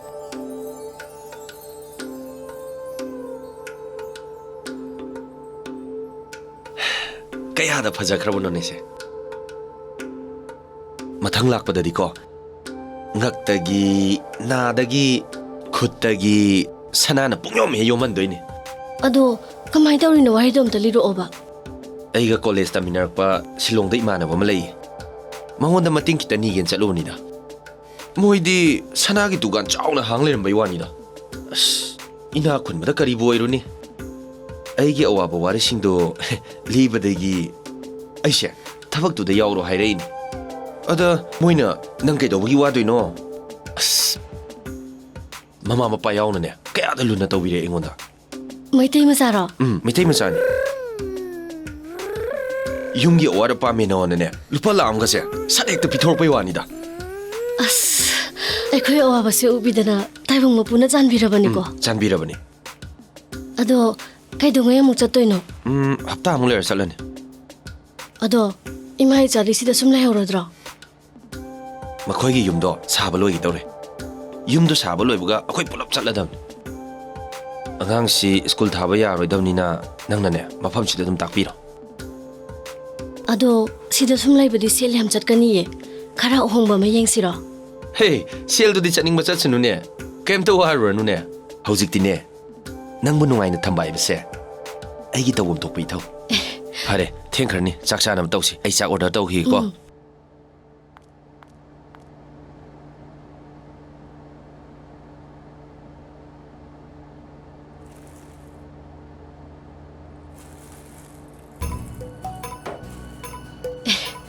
Sanamatum.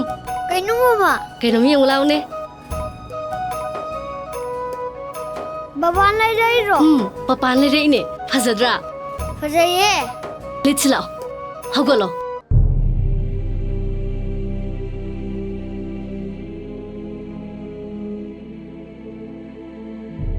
Bema, sa taksi se. Sa thakdo ogane nangi hidalam thakdo sana na batawrasi. Se, hagolo se. Haima. Kaino nang kapiro. Kaidawrage ba? Isa kaidawrage. Nang muna sangam drabraba. Ima. Tamo Thanildo laaroidra. Haima. Kaidawai laoidoino. Ma soidana lakani kaino. Se. Ima sa hairake. Amungta hagolo se. Amungta hagolo. Se, amungta ningthina phamase.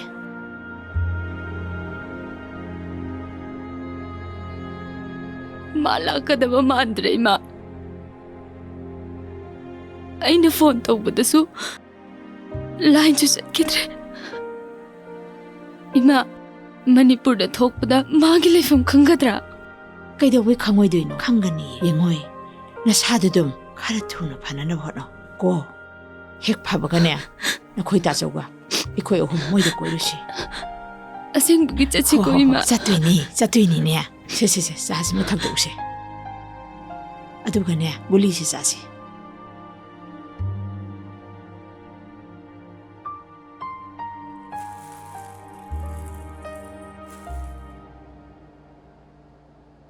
ꯀꯌꯥꯝ ꯀꯨꯏꯅ ꯂꯩꯔ ꯍꯜꯂꯛꯇꯣꯏꯅꯣ ꯇꯥꯃꯣ ꯀꯨꯏꯔꯣꯏꯗ ꯌꯥꯝ ꯊꯨꯅ ꯍꯜꯂꯛꯀꯅꯤ ꯅꯃꯥꯅ ꯆꯥꯇꯪ ꯂꯩꯕꯕꯨ ꯀꯤꯕ꯭ꯔꯅꯦ ꯀꯤꯗꯦꯗ ꯅꯨꯡꯇꯤꯒꯤ ꯄꯥꯎ ꯐꯥꯎꯅꯗꯣꯏꯁꯤꯗꯤ manager ꯏꯆꯦꯁꯤꯗꯅꯦ ꯑꯩꯅ ꯋꯥꯔꯤ ꯐꯖꯅ ꯁꯥꯔꯝꯃꯕꯅꯤ ꯅꯪꯒꯤꯅꯦ ꯇꯉꯥꯏ ꯐꯗꯕ ꯈꯨꯗꯤꯡꯃꯛ ꯃꯉꯣꯟꯗ ꯂꯣꯏ ꯍꯥꯏꯌꯨ ꯃꯥ ꯂꯣꯏ ꯁꯤꯟꯖꯅꯤ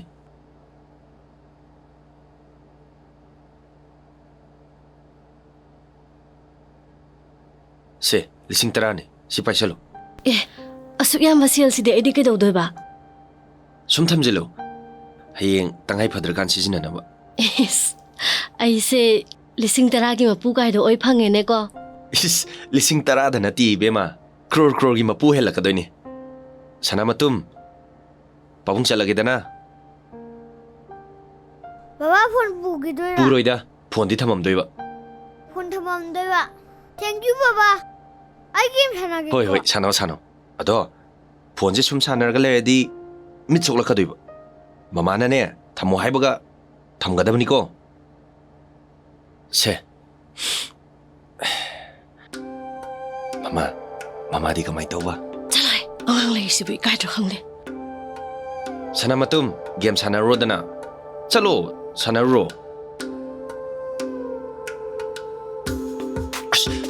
ꯆꯠꯂꯣ ꯑꯉꯥꯡ ꯂꯩꯔꯤꯁꯤ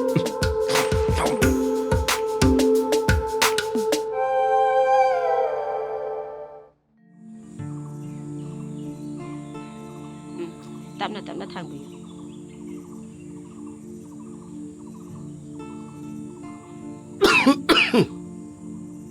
ꯍꯦ ꯀꯥꯎꯕ ꯅꯪ ꯀꯥꯏꯗꯅꯣ ꯑꯩ ꯊꯕꯛ ꯑꯝꯇ ꯆꯠꯂꯨꯒꯦ ꯀꯩꯅꯣ ꯅꯣꯏ ꯄꯥꯕꯨꯡ ꯗꯥꯛꯇꯔ ꯄꯨꯁꯦ ꯍꯥꯏꯗꯨꯗꯤ ꯑꯁ ꯑꯩ ꯌꯥꯔꯔꯣꯏꯗ ꯀꯣꯏꯔꯦꯡꯒ ꯆꯠꯃꯤꯟꯅꯔꯨꯔꯣ ꯀꯔꯤꯅꯣꯅꯦ ꯃꯣꯏ ꯃꯆꯥꯁꯤꯡꯁꯤꯕꯣ ꯊꯦꯡꯈ꯭ꯔꯗꯤ ꯃꯤ ꯆꯤꯟꯃꯟꯗꯅ ꯑꯩ ꯌꯦꯡ ꯐꯪꯉꯣꯏꯅꯦ ꯅꯆꯥꯅꯨꯄꯥꯗꯣ ꯀꯧꯊꯣꯛꯑꯣ ꯑꯣ ꯌꯥꯅꯤꯌꯦ ꯀꯣꯏꯔꯦꯡ ꯂꯩꯔꯤꯁꯤꯗꯤ ꯂꯥꯏ ꯊꯣꯔꯦ ꯀꯣꯏꯔꯦꯡ ꯅꯪꯅ ꯀꯗꯥꯏꯗꯅꯣ 이만합승 짝잖아 벌레 이마 ꯀꯔꯤꯒꯤ ꯆꯥꯛ ꯆꯥꯅꯕꯅꯣ ꯅꯄꯥ ꯗꯥꯛꯇꯔ ꯄꯨꯗꯣꯏꯁꯤꯗꯤ ꯑꯩ ꯌꯥꯔꯣꯏ 이마 ꯀꯩꯗꯧꯕ ꯌꯥꯔꯣꯏꯗꯣꯏꯅꯣ ꯃꯣꯏ ꯃꯆꯥꯁꯤꯡꯁꯤꯕꯨ ꯀꯩꯅꯣꯅꯦ ꯍꯥꯏꯔꯅꯨ ꯌꯥꯔ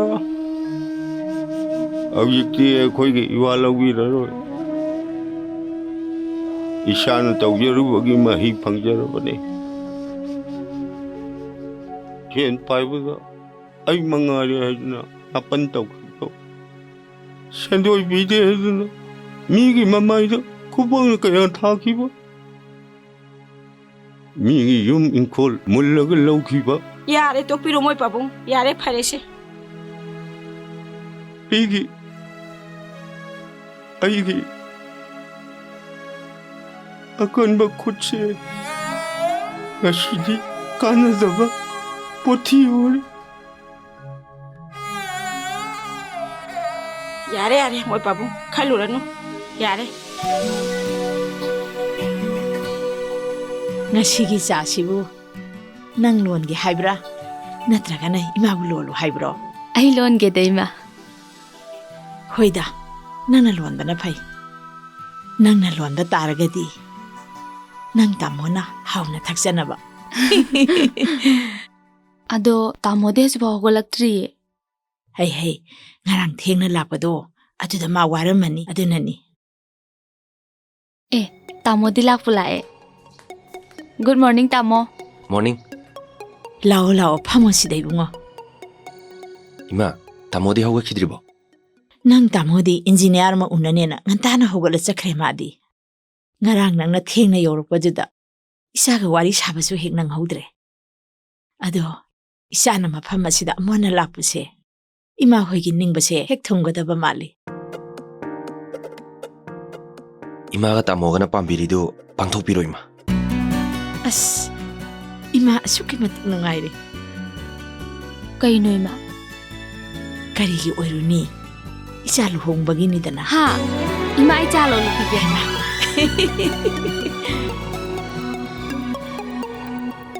Taurise yungne. Joy jaina ba wakhalgi litlang parina. Joy jaina ba wakhalgi litlang parina. Nuksigi urumda lipon semduna laikangla amagi baichak mocharaga. Nungon ba pukning na jagoy saba punsigi hidenda lairang satle. Nungon ba pukning na jagoy saba punsigi hidenda lairang satle. Thamoigi malangda lainam na chubire. Thamoigi malangda lainam na chubire. Masini kong chat manglan gitong infam. Masini mahausa pamjaba kudo. Masini kong chat manglan gitong infam. Masini mahausa pamjaba kudo.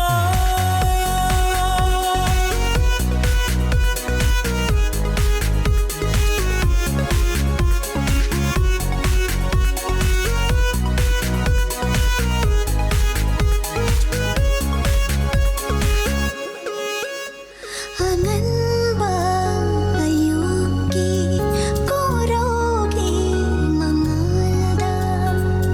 Likla na takringay tanik lambilay jagong.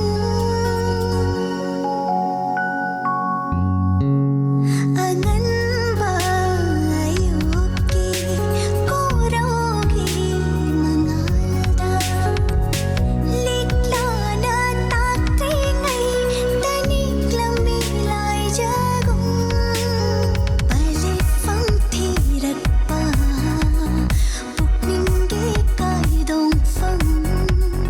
Thawai na mita jaba pantonggi kisini. Lay chilla kup ting chang dong na from lay travi. Chinai davi matau thaj gum le na hak se. Lay chilla kup ting chang dong na from lay travi. Chinai davi matau thaj gum le na hak se. Ying gi tang ja from ni. Ikai van lo thok davi. Khom jil li ba sam lang lati. Mai thom du tang yin ja ni.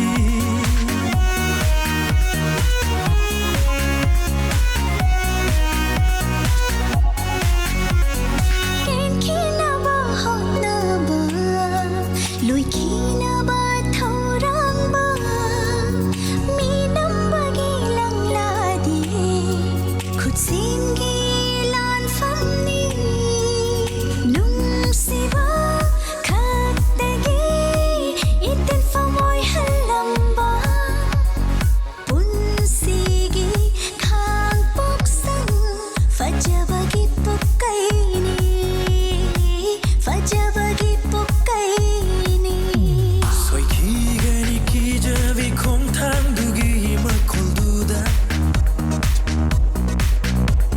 Amamba yukhal gi hang dok kani mai khum kaya. Soi ki gani ki javi khom thang dugi ma khol duda. Amamba yukhal gi hang dok kani mai khum kaya. Sinang chiroba tai vangi machuni makkavi pukchel na nahaki leitini. Masini kong chat manglan gitong infam. Masini mahausa pamjaba kudo. Masini kong chat manglan gitong infam. Masini mahausa pamjaba kudo.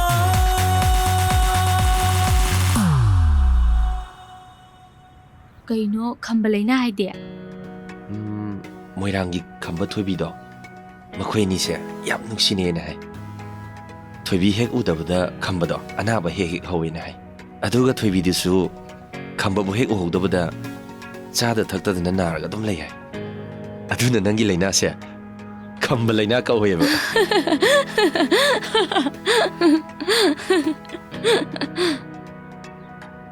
ꯑꯗꯣ 이반이 루홍어버 마뚱다기디 아이기 아나바세 로인 파크라도이네 luhongdradi kamay tawba nangga kainaradi aigi anabase yam henjinkhini tamo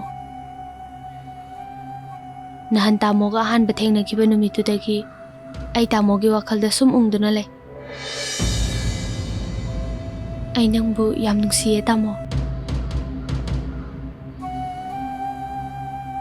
fare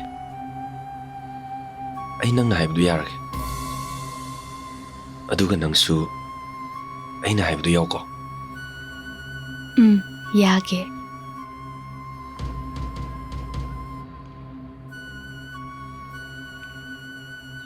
nangi maga tasawgana nangi damakta yamna waje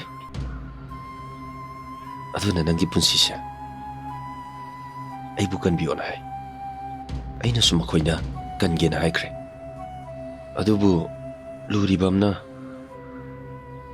aina nangbu kanbada nangi ningba kaiba amadi thokadore kamaina no tamo masi hayudadana nangi anabdu sum henjan khardi kamai tawni tamo nai ki damakta lepirabadi ai kaisu khalloi karino haibio tamo thaja ai nupi thire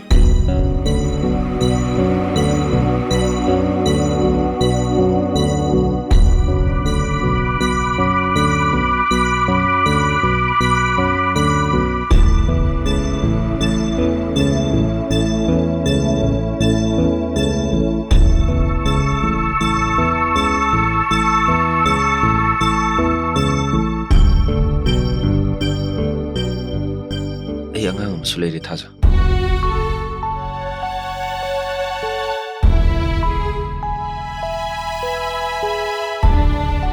wari se imaga ta chawgadi khangbra hoi khange nangi damakta khallaga mokhoisu yabani yumgi namaduna amuk yaraktradi kamai tawba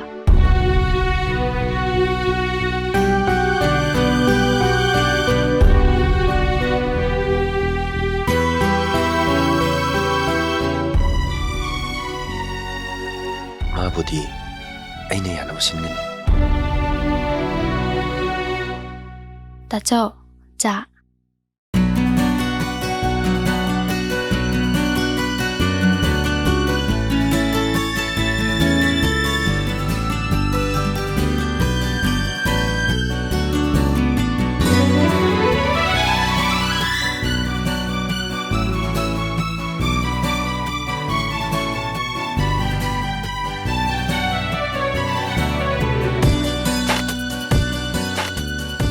sida igi sanse ngai koi bema ma kaidaura akhoi bema se phajadra phajabane ngarangi luhongba sune mi pumnamakna lai masagu medana sonariba nangbo ibung di kai brane se namai da thangalose ichen ngasi Norman gi punsi da laktuna akhoi maitai gi asuk phajaro phijol se ichen na setuna ibung gi imang da uhun base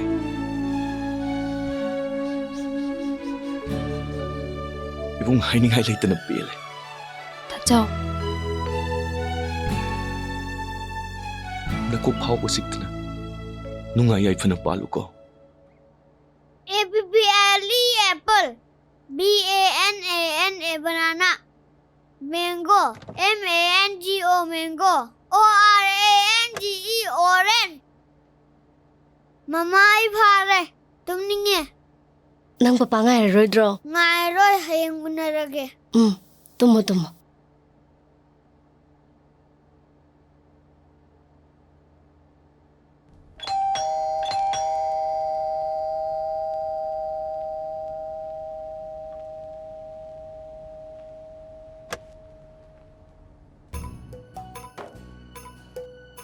ꯑꯉꯥꯡ ꯇꯨꯝꯈ꯭ꯔꯕꯣ?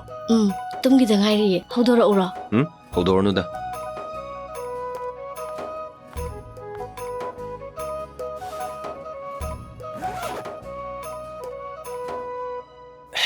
세. 세.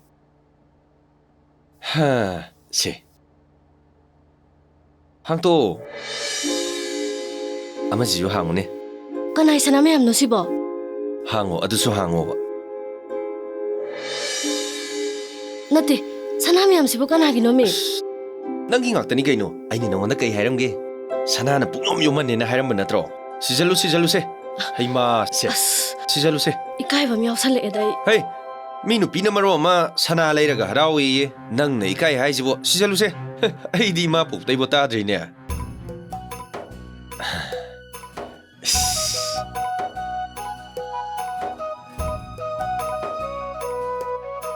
Aibu tawbirise mangla khangdrada. Hayeng mikap tholakpada amta yaramdadana ba kwa. ꯆꯠꯂꯣ ꯃꯤꯡꯁꯦꯟ ꯌꯦꯡꯖꯔꯨꯔꯣ. ꯆꯠꯂꯣ ꯌꯦꯡꯉꯨꯔꯣ.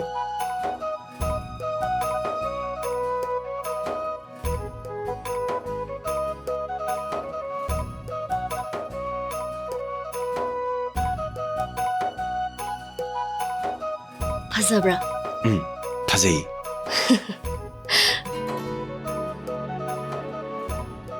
Tamo, nang siyam nungsiye. Nungsiye ba? Nangido sana laibirakpagiro? Nate. Adumay hayganu.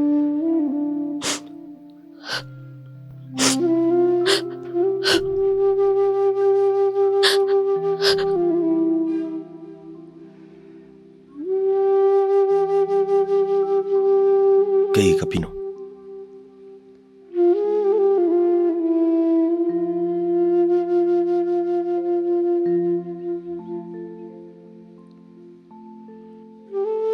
Laikang la oiramlaba thamoise. Ngasidi ichel na pathorudna mahi chele.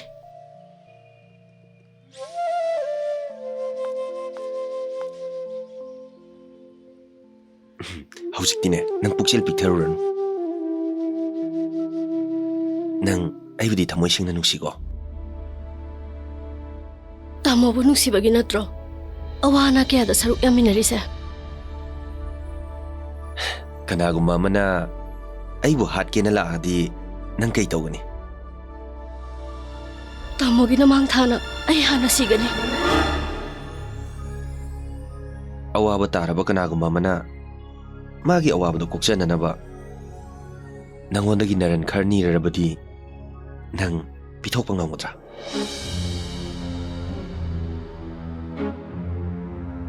Magi awabado bu kokani hairabadi. Aigi laisaba oirabadi saruk tangkhai ama oirabasu pigani. Nang tasengna pidi pigani ko? Ai tasengna pigani.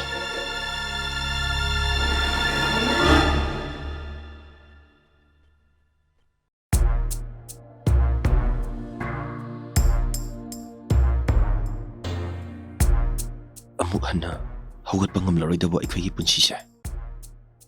Hingnabagidamagta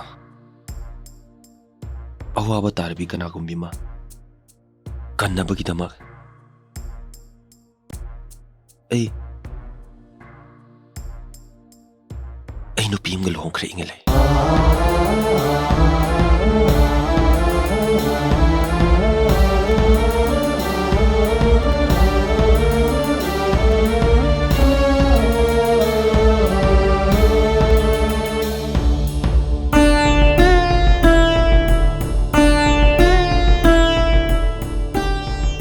Sibo.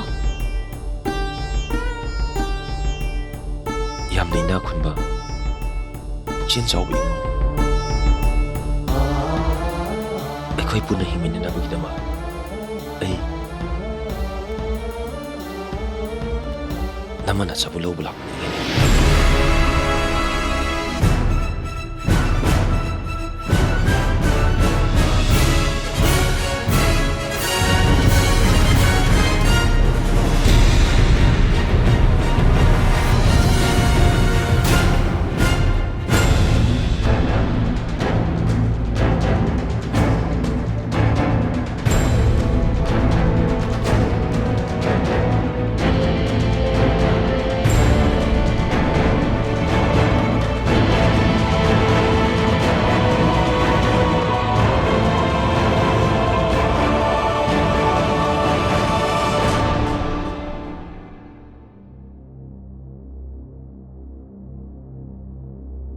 ꯑꯩꯒꯤ ꯊꯋꯥꯏ ꯑꯣꯏꯔꯤꯕ ꯅꯪꯕꯨ ꯁꯤꯕꯗ ꯄꯨꯕ ꯌꯥꯔꯣꯏꯗꯕ ꯀꯩꯁꯨ ꯂꯩꯇꯕ ꯄꯣꯠꯁꯛꯁꯤꯒ ꯃꯍꯨꯠ ꯁꯤꯟꯅꯕꯗꯤ ꯑꯩ ꯌꯥꯕ ꯉꯝꯃꯣꯏ ꯇꯥꯃꯣ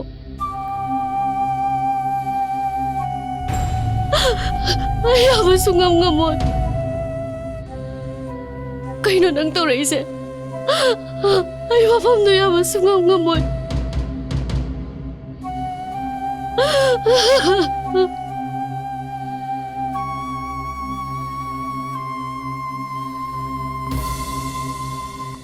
ꯏꯉꯦꯂꯦ ꯅꯪꯒꯤ ꯋꯥꯈꯜꯗꯣ ꯂꯥꯟꯅ ꯆꯠꯈꯤꯗꯧꯔꯦ ꯅꯪꯒ ꯑꯩꯒ ꯀꯥꯏꯅꯁꯦ ꯍꯥꯏꯕ ꯅꯠꯇꯦ ꯄꯨꯟꯅ ꯍꯤꯡꯃꯤꯟꯅꯁꯦ ꯍꯥꯏꯕꯅꯤ ꯃꯥꯒꯤ ꯅꯨꯄꯥꯕꯨ ꯑꯇꯣꯞꯄ ꯅꯨꯄꯤ ꯑꯃꯒꯤ ꯑꯣꯏꯍꯟꯈꯤꯕ ꯍꯥꯏꯕꯁꯤꯕꯨ ꯀꯔꯝꯕ ꯅꯨꯄꯤꯅ ꯌꯥꯅꯤꯡꯗꯣꯏꯅꯣ ꯁꯤꯗꯤ ꯄꯨꯛꯆꯦꯜ ꯆꯥꯎꯊꯣꯛꯄ ꯌꯥꯕ ꯊꯕꯛ ꯅꯠꯇꯦ ꯑꯔꯪ ꯑꯔꯥꯛꯀꯤ ꯄꯨꯟꯁꯤꯁꯦ ꯑꯩ ꯄꯥꯝꯗꯤꯌꯦ ꯇꯥꯃꯣ ꯏꯁꯥꯒꯤ ꯍꯨꯃꯥꯡ ꯃꯜꯂ ꯍꯤꯡꯕ ꯄꯨꯟꯁꯤꯗꯨꯅ ꯍꯦꯟꯅ ꯄꯥꯝꯃꯦ ꯏꯉꯦꯂꯦ ꯅꯪ ꯑꯩꯒꯤ ꯋꯥꯁꯦ ꯑꯝꯇ ꯇꯥꯈꯣ ꯀꯩꯗꯧꯔꯒꯦ ꯑꯩ ꯇꯥꯔꯣꯏ ꯑꯩ ꯃꯗꯨꯒꯤ ꯋꯥꯐꯝꯗꯣ ꯌꯥꯕ ꯁꯨꯡꯉꯝ ꯉꯝꯃꯣꯏ ꯑꯍꯦꯟꯕ ꯄꯨꯟꯁꯤꯕꯨ ꯄꯥꯝꯕꯗꯒꯤ ꯅꯪ ꯑꯩꯕꯨ ꯃꯤꯔꯥꯏꯔꯤ ꯅꯠꯇ꯭ꯔꯣ ꯅꯪ ꯉꯥꯡꯉꯤꯗꯨꯕꯨ ꯀꯩꯅꯣ ꯏꯄꯨ ꯏꯕꯦꯟꯒꯤ ꯃꯅꯥꯛꯇ ꯏꯃꯥ ꯏꯆꯥꯕꯨ ꯊꯝꯕꯤꯔꯝꯃꯣ ꯆꯠꯆꯈꯣ ꯑꯍꯦꯟꯕ ꯄꯥꯝꯕ ꯄꯨꯟꯁꯤꯗꯨꯗ ꯅꯪ ꯑꯩꯒꯤ ꯋꯥꯁꯦ ꯑꯝꯇꯗꯤ ꯇꯥꯈꯣ ꯀꯩꯗꯧꯔꯒꯦ ꯑꯩ ꯁꯨꯛꯇꯥ ꯇꯥꯔꯣꯏ ꯇꯥꯗꯕ ꯌꯥꯔꯣꯏ ꯅꯪ ꯑꯩꯒꯤ ꯋꯥ ꯇꯥꯗꯕ ꯌꯥꯔꯣꯏ ꯇꯥꯃꯣ ꯑꯩꯅ ꯑꯍꯥꯟꯕ ꯁꯤꯂꯣꯡ ꯆꯠꯂꯨꯕꯗꯨ ꯅꯪ ꯀꯩꯒꯤꯅꯣ ꯈꯪꯕ꯭ꯔꯥ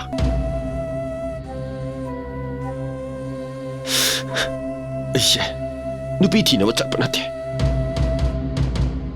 ꯄꯨꯟꯁꯤꯁꯦ ꯑꯃꯨꯛ ꯍꯟꯅ ꯍꯧꯒꯠꯄ ꯉꯝꯂꯔꯣꯏ ꯈꯟꯕꯗꯒꯤ ꯑꯩ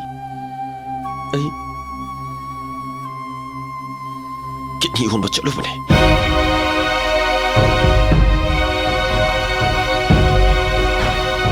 시보 키드니 도너 TV도 오이비로모 타모 라이박 티바데게 아이나 핵 여우마가 키드니 러고들가 미어도 시레 해고 파오 펑키 아이 또 펌없다 컴키데 아가오버 겁고 이제 짰두나 레이키 가나들과 애기 뿐시시 아이 시라 파오 칸키 타모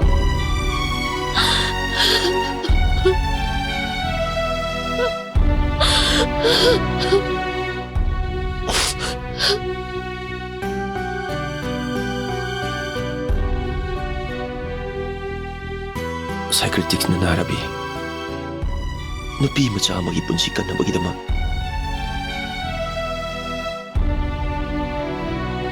애기 이사세 마음은 짜오는 럼으로 견통남래 타모 ꯅꯪꯅ ꯆꯠꯁꯦ ꯌꯥꯗ꯭ꯔꯕꯗꯤ ꯑꯩ ꯃꯐꯝꯗꯨꯗ ꯑꯃꯨꯛ ꯍꯜꯂꯔꯣꯏ ꯅꯃꯥ ꯅꯆꯥꯒꯤ ꯕꯦꯡꯛꯇ ꯑꯦꯀꯥꯎꯟ ꯍꯥꯡꯗꯣꯛꯂꯒ ꯑꯩꯅ ꯄꯨꯔꯛꯂꯤꯕ ꯁꯦꯜꯁꯤꯡꯁꯦ ꯍꯥꯞꯆꯤꯟꯕꯤꯔꯝꯂꯒꯦ ꯅꯪꯕꯨ ꯅꯨꯡꯉꯥꯏꯍꯟꯅꯤꯡꯕꯗꯒꯤ ꯑꯔꯥꯟꯕ ꯄꯥꯝꯕꯩꯅ ꯁꯦꯟ ꯇꯥꯜꯂꯨꯔꯕ ꯑꯩꯁꯦ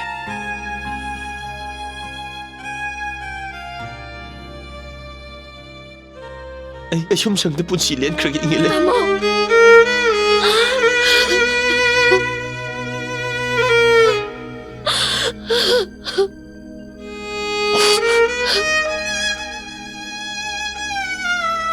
타모 아이 너무 얌 눅시에 아이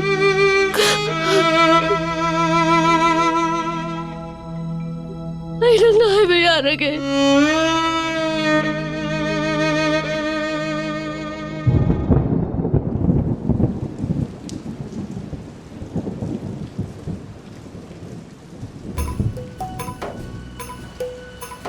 라 사나만 뚱 라.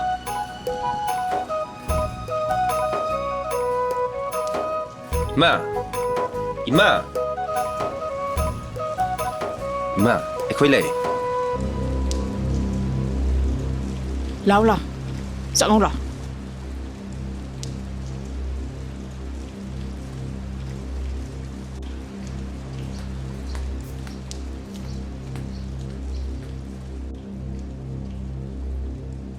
ꯐꯝꯃꯨ ꯐꯝꯃꯨ ꯇꯥꯃꯣ ꯃꯣꯏꯒꯤ ꯃꯑꯣꯡꯁꯤꯕꯨ ꯅꯍꯥꯟꯒ ꯌꯦꯟꯃꯥꯟ ꯃꯥꯟꯅꯗꯤ ꯉꯁꯤꯗꯤ ꯀꯩꯗꯧꯔꯅꯣ ꯈꯪꯗꯦ ꯑꯁ ꯂꯩꯕ ꯀꯌꯥ ꯅꯨꯡꯉꯥꯏꯒꯗꯕ ꯃꯥꯟꯗꯦ ꯇꯥꯃꯣ ꯇꯥꯃꯣ ꯀꯩꯗꯧꯕꯩ ꯊꯦꯡꯉꯩꯅꯣ ꯈꯔ ꯉꯟꯅ ꯂꯥꯛꯎ ꯌꯥꯗ꯭ꯔꯣ ꯅꯆꯦꯅꯦ ꯂꯥꯛꯑꯣ ꯀꯩꯅꯣꯝ ꯌꯦꯡꯉꯨ ꯂꯥꯎꯅꯦ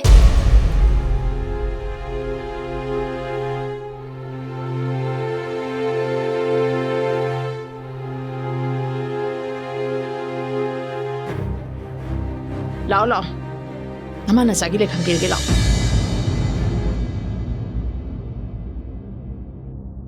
ꯅꯪꯅ ꯑꯥꯗ ꯂꯩꯕꯗ ꯅꯨꯡꯉꯥꯏꯇꯦ ꯍꯥꯏꯔꯕꯅꯤꯅꯅꯦ ꯁꯤꯗ ꯅꯨꯡꯉꯥꯏꯅ ꯂꯩꯅꯕ ꯍꯣꯠꯅꯔꯣ ꯀꯣ ꯅꯪꯅ ꯇꯧꯒꯗꯕ ꯁꯤꯟꯊꯥꯗꯤ ꯆꯥꯛ ꯊꯣꯡꯕ ꯀꯣꯟ ꯐꯦꯡꯕ ꯋꯥꯏꯔꯝ ꯁꯤꯠ ꯁꯦꯡꯕ ꯑꯗꯨꯒ ꯏꯃꯨꯡꯁꯤꯒꯤ ꯐꯤꯔꯣꯜ ꯄꯨꯝꯅꯃꯛ ꯅꯪꯅ ꯁꯨ ꯆꯥꯝꯒꯗꯕꯅꯤ ꯃꯔꯨꯑꯣꯏꯅ ꯅꯪꯅ ꯅꯪꯒꯤ ꯅꯨꯄꯥ ꯑꯃ ꯂꯩ ꯍꯥꯏꯕꯁꯤꯃꯗꯤꯅꯦ ꯅꯪ ꯀꯥꯎꯊꯣꯛꯀꯗꯕꯅꯤ ꯀꯣ ꯑꯗꯨꯒ ꯅꯪꯅ ꯁꯦꯠꯂꯤ ꯆꯥꯔꯤꯕ ꯐꯤꯔꯣꯜ ꯁꯅꯥ ꯂꯨꯄꯥ ꯃꯌꯥꯝꯁꯦ ꯑꯩꯒꯤ ꯏꯆꯥꯒꯤ ꯉꯥꯛꯇꯅꯤ ꯍꯧꯖꯤꯛꯇꯤ ꯅꯪꯅ ꯃꯗꯨ ꯁꯤꯕꯒꯤ ꯃꯇꯝ ꯅꯠꯇꯦ ꯂꯧꯊꯣꯛꯑꯒ ꯊꯝꯈ꯭ꯔꯣ ꯑꯩꯅ ꯍꯥꯏꯔꯤꯕ ꯊꯕꯛꯁꯤꯡꯁꯦ ꯅꯪꯅ ꯀꯔꯤꯒꯨꯝꯕ ꯀꯥꯏꯗꯅ ꯇꯧꯔꯕ ꯅꯪ ꯌꯥꯝ ꯅꯨꯡꯉꯥꯏꯅ ꯂꯩꯅꯤ ꯀꯔꯤꯒꯨꯝꯕ ꯍꯦꯛ ꯇꯧꯗ꯭ꯔꯕ ꯅꯪ ꯉꯛꯁꯝꯗꯣ ꯂꯥꯛꯇꯅ ꯏꯟꯒꯗꯣꯔꯤꯕ ꯃꯃꯥ ꯑꯁꯤ ꯅꯨꯄꯤꯁꯤꯅ ꯅꯪꯉꯣꯟꯗ ꯊꯤꯅ ꯆꯩꯔꯦ ꯀꯩꯒꯤꯅꯣ ꯅꯪ ꯀꯔꯤ ꯍꯥꯏꯔꯨꯕꯩꯅꯣ ꯕꯕꯥ ꯇꯥ ꯐꯨꯍꯟꯁꯤꯔꯥ ꯁꯅꯥꯃꯇꯨꯝ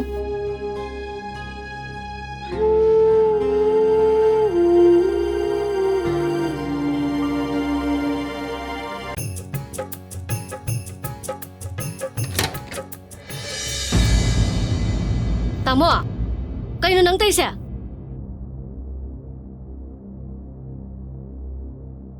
Yung sa sila o, si Dalay ba hong na de? Ingale, ito nga ko kayo nang Yung da sila o hay ba? Si Dalay ba siya hong na de? Wahang pahong lay na nang kasdeh da changak payabra. Tamo se, ay galuhong nga banin. Nang se, hausik ti yung sige minay. Kari! Masya ang minay kaya na? Ima! Tamo, ima! Ako na minay kaya bro. Tamo, tamo. Tamo, ima! Ingale, siya, ang tangay ko ba? Ima! Abdalawo! Tamo! Ang tangay ko ba? Ima! Abdalawo! Daura! Hake Daura! Minay no bis na yung onda kupang at haray ne. Is! Nanggumi minay no bina! Isa na kupang na taba! Yobre he! Nanggumi minay no bina! Isa na kutabi ako! Salo! Salo! Salo! Is! Nangguma na siyo! Nangguma na siyo! Igi isa na kutaba! Hehe! Karito ito na! Huh! Minay no bi!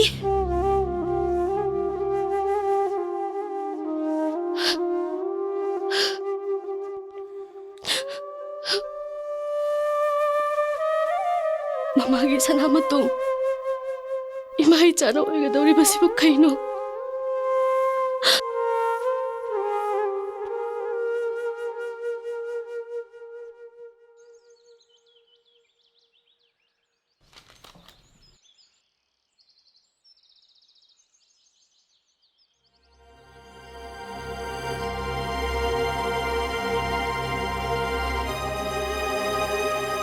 Hey! Kaya nang si Mem sa kaya siya. Hey, masi! Iba, angang ito buhay kayo. Maruwi ba siya sang loy siya kaya namin ni? Siya ngang nakanggusto na tibay na pumili siya kayo ginawa. Hubo tama na to. Maruwi ba siya sang loy siya kaya ba ginawa? Merado tibay, ay yung sa tadok na siya kanil. Saslo! Hey! Tauri siya umihi. Nang yung sa tadok na siya, sumero siya. Kaya yata ni, ibay na tingin na tiklo. Ay, suwa siya kanil. Tamo! Hey! Taso! Si! Hey! Tayo na lang dyan ito! Nang yung siya. Tamo! Taso! Ay, nang mo kinong yung hash. Salo! Salo! Salo! So!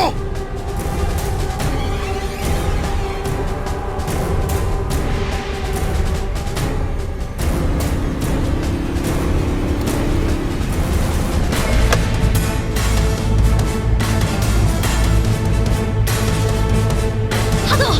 Tado! Kayo nang tayo siya! Tado! Ima!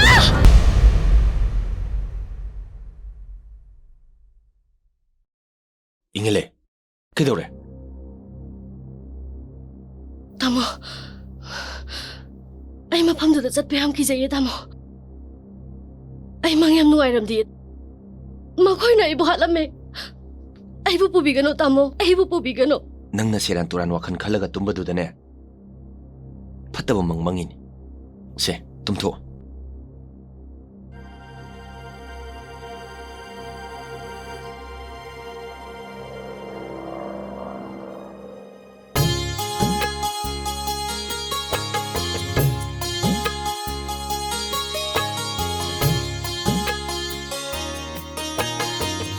야래 야래. 이마. 야래 야래. 사나마tum 보복도 kho이러모. 보복 야래 야래. 이슈나 코르미 봐. 베마 나세다 코르모. 이제 야래. 베마. 나나우 누피시 얌나 빵자바니 루나 tawbiuko. 이마. 이찬수 야오라보. 야오래 야오래. 이회. 야래 야래. 야래 야래. 아이기 이찬 아니 수레드나. 아와바 누가이타바 punamak loina thadokro. Ngasidagi anawba punsi ma hawragadabanikpo. Aish. Aigi phenam yaure dana. Ai. Lao lao. Chang. Lao si pham si lao. Chida phamo. Nangi mingna kai kauba? Sanamatum. Sanamatum na sanamatum malida. Ado ngasidagi mamona nangi school ming chanbirani. Fazaba fironsu leibirani, sanaposu mayamam leibirani. Ado ngasidagi ibani phian oiba yarabo? Au yare. Maram moida. Ado isangi mingdo kariba? Inge lei kawe ta chau. Yamna fazaba maitegi sengma ming. Ado ngasigi chief guest se aigi isan inge leina oire. Isan na chaningba karama makhalgi nganu hekta hairo. Ibung eta leiroge. Yani da ta chau. Ama hekta leibiro. Hey, yade. Isan ya pamba ama hekta hairo. 이제 일리사 아텍바 펑바네 아두 자세 하요. Hey, asyune migi hangaga magi oine hekta hairine. 이제가 이가디 아마타니 kaino. Sumine isan na haiba. Adadi ay nga leiroge ko. Mamo nga leiroge ko.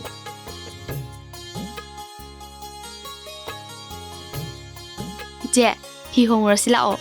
상어 상어. 사나마tum 라오.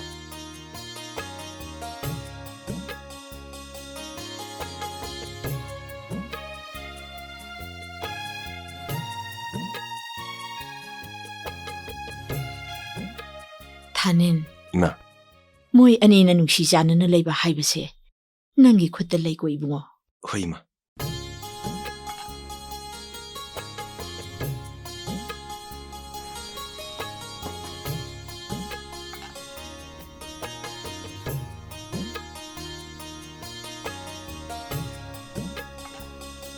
Orendi, angangi uniform jalebi roge. Mingsu sanbiroge. 마망기 스쿨시다 오이나 sambi라시고. Anak pa sinaju pare daima. Tindok tisin wada na ba? 오. 이슈디 뭉티기 보복나 텐비니. Ay su tabak siya mandana. Itanda siyan masu yang ware. Hawjik tinakal lamana tanin nang nupuro. Horen, nang ga iga tabak umfam na salus. Hoi bay. Ay, aduga ibema. Nang nasiyada taksi kasi watpa wahayam ta sizina ba yaroy ko. Nasiya hek pukmina ba nasiya mang nikhan na luna tawadaban. Hoy tasaw. Aydi ijebu yam nungsi. Aduga ichal inge lay dasu ay nahining ba mana. Nasiya ako'y mayam na haraw tayam na laymin na ba pangibase. Nakakipuksil sa awan na tawnan. Marayabag tirabi na nausya. Nangi kada yele haidana. Mabu miyang lana yang bigano ko.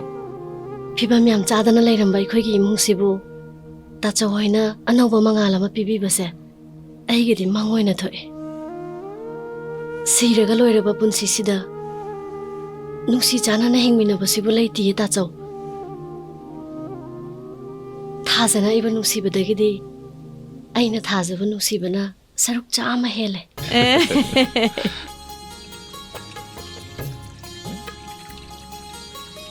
Ima, kay injang thongdoino. 오, nga 야이버가네 카멜레 심바시가 알루세 카라 카이젤라가 아듬 통어시라이나 떠와. Ima pothabiru로 ai thongage. 에, 가리기노네. 이마 레이시디 이마나 좀 통가니. Nahan kay imana thongasu ngasidagidi aina mahut siladoine. 해. 영어이 나나우시. 짝 통배 얌 딴바니. 이마 좀 통게다. Inausu chak thongaloi. Aidi chak thongbasu yam hai. Kaiduba ima wahandoino. 이제 라아바니나 아이수 이제 내 짝통 못함 하오라니. 파레 파레 ꯑꯗꯨꯏꯗꯤꯅꯦ ꯅꯆꯤꯟ ꯅꯅꯥꯎ ꯆꯥꯛ ꯊꯣꯡꯕ ꯇꯝꯅꯍꯧꯔꯣꯀꯣ ꯌꯦꯡꯉꯣꯏ ꯆꯦꯡ ꯆꯥꯛ ꯀꯔꯤ ꯀꯔꯥ ꯁꯤꯗ ꯂꯣꯏꯅ ꯂꯩꯔꯕꯅꯤ ꯉꯥ ꯆꯥꯛꯀ ꯏꯁ ꯀꯌꯥꯗ ꯂꯥꯏꯕꯛ ꯐꯈ꯭ꯔꯕꯅꯣꯅꯦ ꯁꯦ 이사 닝올라니 방자바 하베시 그야 아들 라이브 파가르바 노네세 파레 너희 도보다 오로고 허이마 이제 아이 인상 셈하게고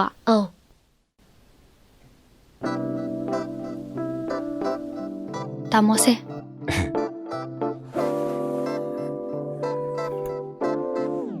아이마 그이노 ꯀꯩꯅꯣ ꯊꯕꯛ ꯂꯣꯏꯗꯅ ꯆꯦꯟꯒꯦ ꯇꯧꯔꯤꯗꯤ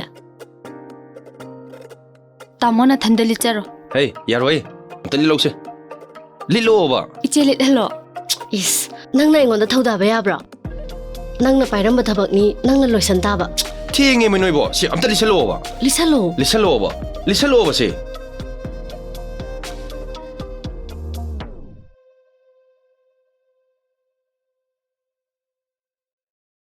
ꯆꯠꯂꯨꯈꯤꯀꯣ ꯆꯠꯂꯨꯈꯤ ꯉꯥꯏꯈꯣ ꯀꯩꯅꯣ ꯀꯩꯅꯣꯗꯤ ꯀꯩꯅꯣ ꯌꯨꯝꯗ ꯇꯧꯕ ꯁꯥꯖꯠꯇꯣ ꯁꯤꯗꯁꯨ ꯇꯧꯒꯗꯕ ꯍꯣꯏ ꯀꯩꯅꯣꯅꯦ ꯅꯣꯏꯅꯤ ꯁꯨꯕꯗ ꯅꯨꯡꯉꯥꯏꯔꯣꯏꯗ ꯊꯣꯛꯇꯧꯅꯨꯀꯣ ꯅꯪ ꯑꯅꯤ ꯁꯨꯔꯁꯨ ꯑꯅꯤꯃꯛꯀꯤ ꯆꯥꯛꯊꯣꯡ ꯄꯤꯒꯗꯕꯅꯤ ꯑꯁ ꯏꯪꯉꯦ ꯂꯩꯌꯥ ꯅꯪꯁꯦ ꯑꯣꯟꯊꯣꯛꯅ ꯀꯥꯔꯟ ꯇꯥꯈ꯭ꯔꯦꯗꯀꯣ ꯁꯦ ꯑꯩ ꯆꯠꯂꯒꯦꯁꯦ ꯑꯁ ꯆꯠꯈꯤꯕ ꯌꯥꯔꯣꯏ ꯍꯥꯏꯕꯅꯦ ꯀꯩꯅꯣ 이제 ꯑꯣ ꯁꯦꯜ ꯄꯤꯔꯝꯗꯅ ꯆꯠꯀꯦ ꯇꯩꯕ ꯂꯨꯄꯥ ꯀꯌꯥꯅꯣ ꯑꯩꯉꯣꯟꯗꯩ ꯂꯧꯕ ꯌꯥꯅꯤꯌꯦ ꯑꯁ ꯍꯦ ꯅꯪꯉꯣꯟꯗꯩ ꯂꯧꯕ ꯌꯥꯕ ꯁꯦꯟꯐꯝ ꯅꯠꯇꯦꯅꯦ ꯑꯁ ꯆꯠꯈꯤꯕ ꯌꯥꯔꯣꯏ ꯃꯤ ꯊꯨꯅ ꯆꯠꯅꯤꯡꯉꯗꯤꯅꯦ ꯅꯊꯧ ꯄꯥꯡꯊꯣꯛꯑꯝꯃꯨ ꯇꯥꯃꯣ ꯁꯦꯜꯗꯣ ꯌꯥꯎꯔꯗꯤ ꯀꯣꯛ ꯄꯤꯊꯣꯛꯑꯣꯕ ꯍꯩ ꯄꯤꯕ ꯌꯥꯗꯕ ꯁꯦꯜ ꯑꯣꯏꯇꯣꯏꯅꯤꯅꯦ ꯅꯪꯕꯣ ꯑꯁ ꯀꯔꯝꯕ ꯁꯦꯜꯅꯣ ꯍꯥꯏꯁꯤꯕꯣ ꯍꯩ ꯀꯩꯅꯣ ꯆꯠꯂꯤꯁꯦ ꯀꯩ ꯆꯠꯂꯒꯦꯅꯦ ꯍꯥꯏꯁꯤꯕꯣ ꯆꯨꯝ ꯑꯣꯏꯔ ꯃꯥꯜꯂꯦ ꯆꯦꯟꯈ꯭ꯔꯦ ꯆꯠꯂꯨꯈꯤꯀꯣ ꯑꯁ ꯀꯩꯗꯧꯔꯒꯦ ꯀꯩ ꯋꯥꯠꯂꯒꯦꯕ ꯏꯅꯥꯎꯒꯤꯁꯨ ꯁꯔꯨꯛ ꯊꯨꯡꯉꯝꯃꯣ 이제 ꯑꯩꯒꯤꯗꯤ ꯂꯧꯗꯁꯨ ꯌꯥꯅꯤꯌꯦ ꯃꯥꯏ ꯄꯤꯗ꯭ꯔꯁꯨ ꯌꯥꯔꯦꯌꯦ ꯑꯩ ꯆꯠꯂꯒꯦꯀꯣ ꯑꯗꯨꯗꯤ ꯑꯁ ꯉꯥꯏꯈꯣ ꯌꯥꯔꯣꯏꯌꯦ ꯅꯪ ꯑꯩꯅ ꯍꯥꯏꯁꯦ ꯍꯦꯛ ꯄꯤꯗ꯭ꯔꯕ ꯑꯩꯅ ꯀꯩꯗꯧꯒꯦ ꯌꯦꯡꯉꯨꯅꯣ ꯏꯪꯉꯦ ꯂꯩ ꯅꯪꯒꯤꯁꯦ ꯊꯋꯥꯏ ꯇꯧꯒꯦꯅ ꯇꯧꯕ ꯑꯃ ꯌꯥꯎꯔꯤꯀꯣ ꯇꯥꯃꯣ 이제는 ꯅꯨꯡꯉꯥꯏꯔꯣꯏꯗꯕ ꯑꯣꯏꯔꯒꯅ ꯄꯤꯔꯣꯗꯅ ꯍꯥ ꯑꯁ ꯑꯩ ꯃꯁꯤꯃꯁꯨ ꯏꯪꯉꯦꯂꯦ ꯅꯪ ꯊꯣꯛꯈ꯭ꯔꯣ ꯑꯗꯨꯗꯤ ꯏꯁ ꯑꯩꯗꯤ ꯀꯩꯗꯧꯕꯩ ꯊꯣꯛꯇꯣꯏꯕ ꯊꯣꯛꯑꯣꯏ ꯑꯩ ꯃꯥꯡꯁꯤꯗ ꯄꯤꯒꯗꯕꯅꯤ ꯀꯩꯅꯣ ꯇꯥꯃꯣ ꯑꯗꯨꯝ ꯃꯔꯩ ꯇꯧꯅ ꯂꯩ ꯀꯣꯛ ꯄꯤꯔꯛꯑꯣꯕ ꯄꯤꯈ꯭ꯔꯣꯃꯤ ꯄꯤꯔꯣꯔꯥ ꯍꯣꯏ ꯄꯤꯔꯣ ꯄꯤꯔꯒꯦꯀꯣ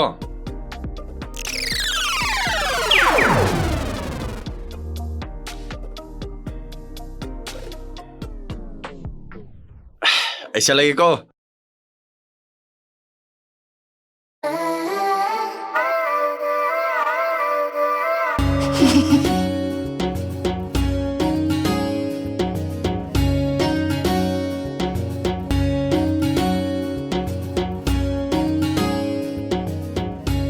ꯆꯥꯁꯦ ꯌꯥꯝ ꯍꯥꯎꯗꯧ ꯃꯥꯜꯂꯤꯀꯣ ꯑꯁ ꯃꯤ ꯂꯥꯛꯀꯅꯤꯕ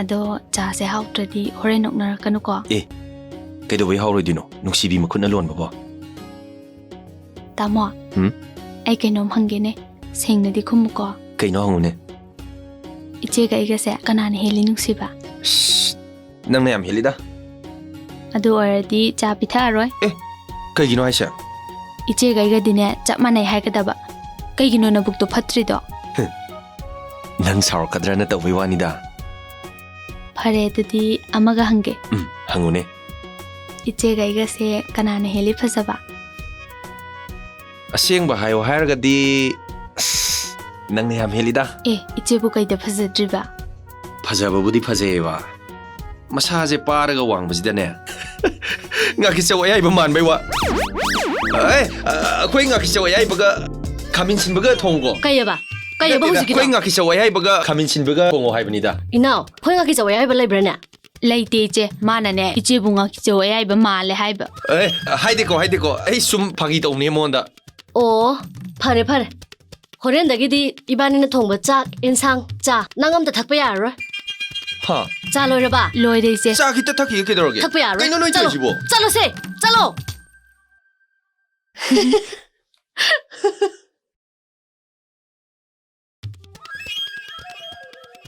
khara changjalu se kain toijibo se kaino changjalu mi tumino na thangjala ini kaino ima ga tuman madi ke dorba ho ima do yairong thungi ye ꯑꯉꯥꯡꯁꯤꯅ ꯊꯦꯡꯉꯗꯤ ꯅꯨꯡꯉꯥꯏꯒꯗ꯭ꯔꯣ? ꯅꯪ ꯅꯪ ꯀꯥꯏꯗ? ꯇꯨꯝꯕ ꯆꯪꯉꯤꯅꯤ ꯀꯩꯅꯣ? ꯀꯩꯅꯣꯅꯦ ꯍꯥꯏꯁꯤꯕꯣ? ꯍꯩ ꯅꯪ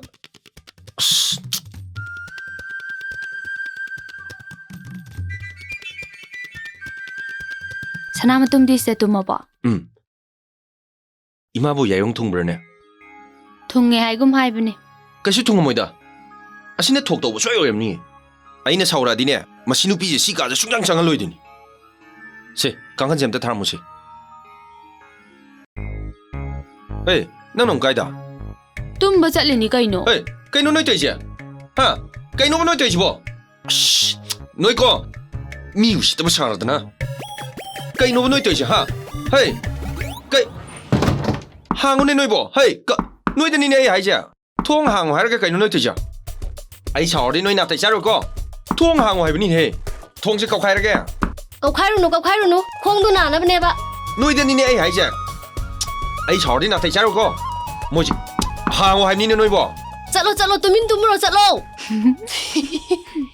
통항 하이브니 너희 뭐? 하이 그이다우라게봐. 이마 아니 이제 이제 통론질 내려 그래. 하이마 까리기 모이디 통론질리바. 그래 수살레이바. 이마부 야용 통브러. 그다이데 야이로노다. 나티 앙앙 이슈도 그다이 레게바. 이마 야용 통네 하이다나네. 앙앙가 또 미나바 야로이나 잉에 레냐네 앙앙도 아이가다 부살라 또 밀람미바. 너희부 카나루브라 하이바. 좀더 숨파기 떠오르보니까 이마. 아니 신네네 짬마나 기백이 와네. 낭디 까리 하이루리바.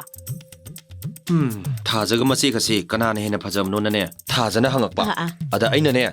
타자네 헬리나 하이루바. 아다이디도 뭐니지 짬마나가 통론질 내려 입에 와니다. 예, 아디티 낭나 랄리다나. 마시디. 에이, 통지 항우네. 거카이라게. 통지 암투나 항우 하이니 노이보. 항드리보 노이보. 까이도리게 봐.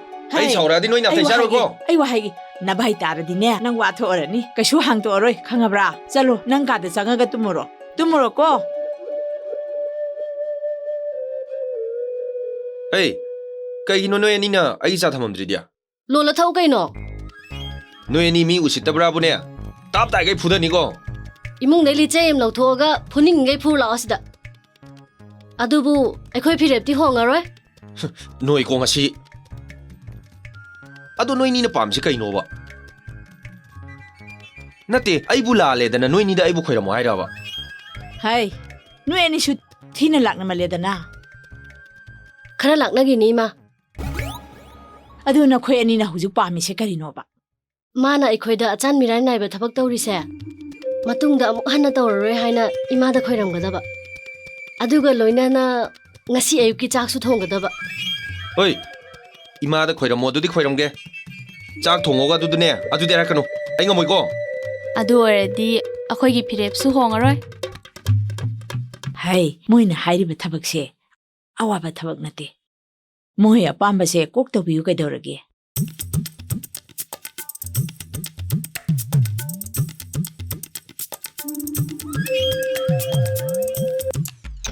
ए कइनो तुमिना खोइरमिदुबा चिन्ना हाइगदमनि 온동는 누가이기드리다 이마 아이네 ngasidagi네 모이니다 짠 미란 나이바 타박 암다 다우자로 모이니네 하이버네 아이로 야자르게고 아도 호레니 바이네 우크라디 파자디바 노이니 뭐 짝주다디 통토 라오케 더게 하이 이마나 좀 통비라게 저저저 노이니 미쳤네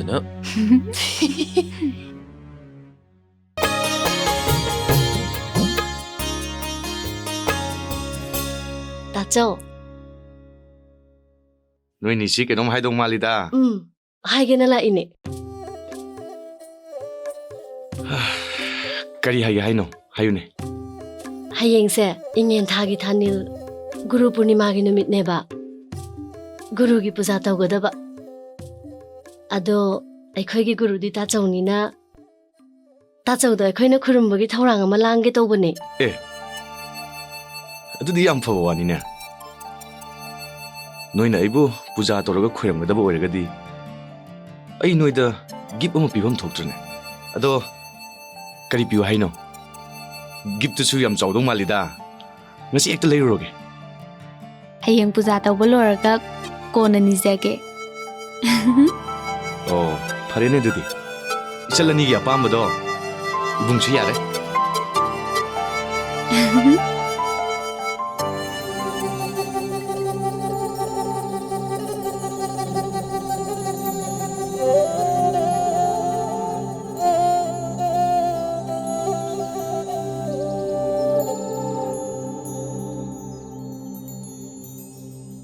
이철란이 방자보다기 아이세 그야다 라이브 파그라바 분시시다 어묵다수 칼루다바 더도가만해 아이 벨레 너코이니기 아빠amba 하이로 아이 삐라게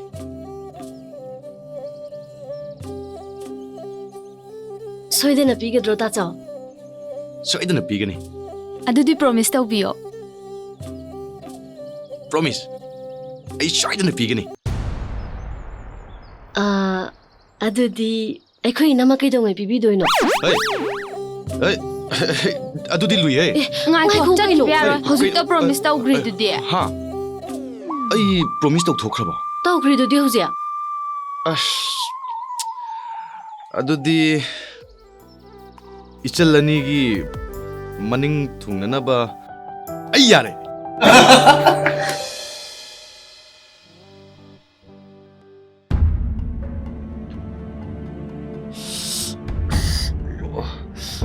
ꯀꯩꯅꯣ ꯀꯃꯥꯏꯅ ꯇꯧꯔꯤꯅꯣ 액시덴트 어린이네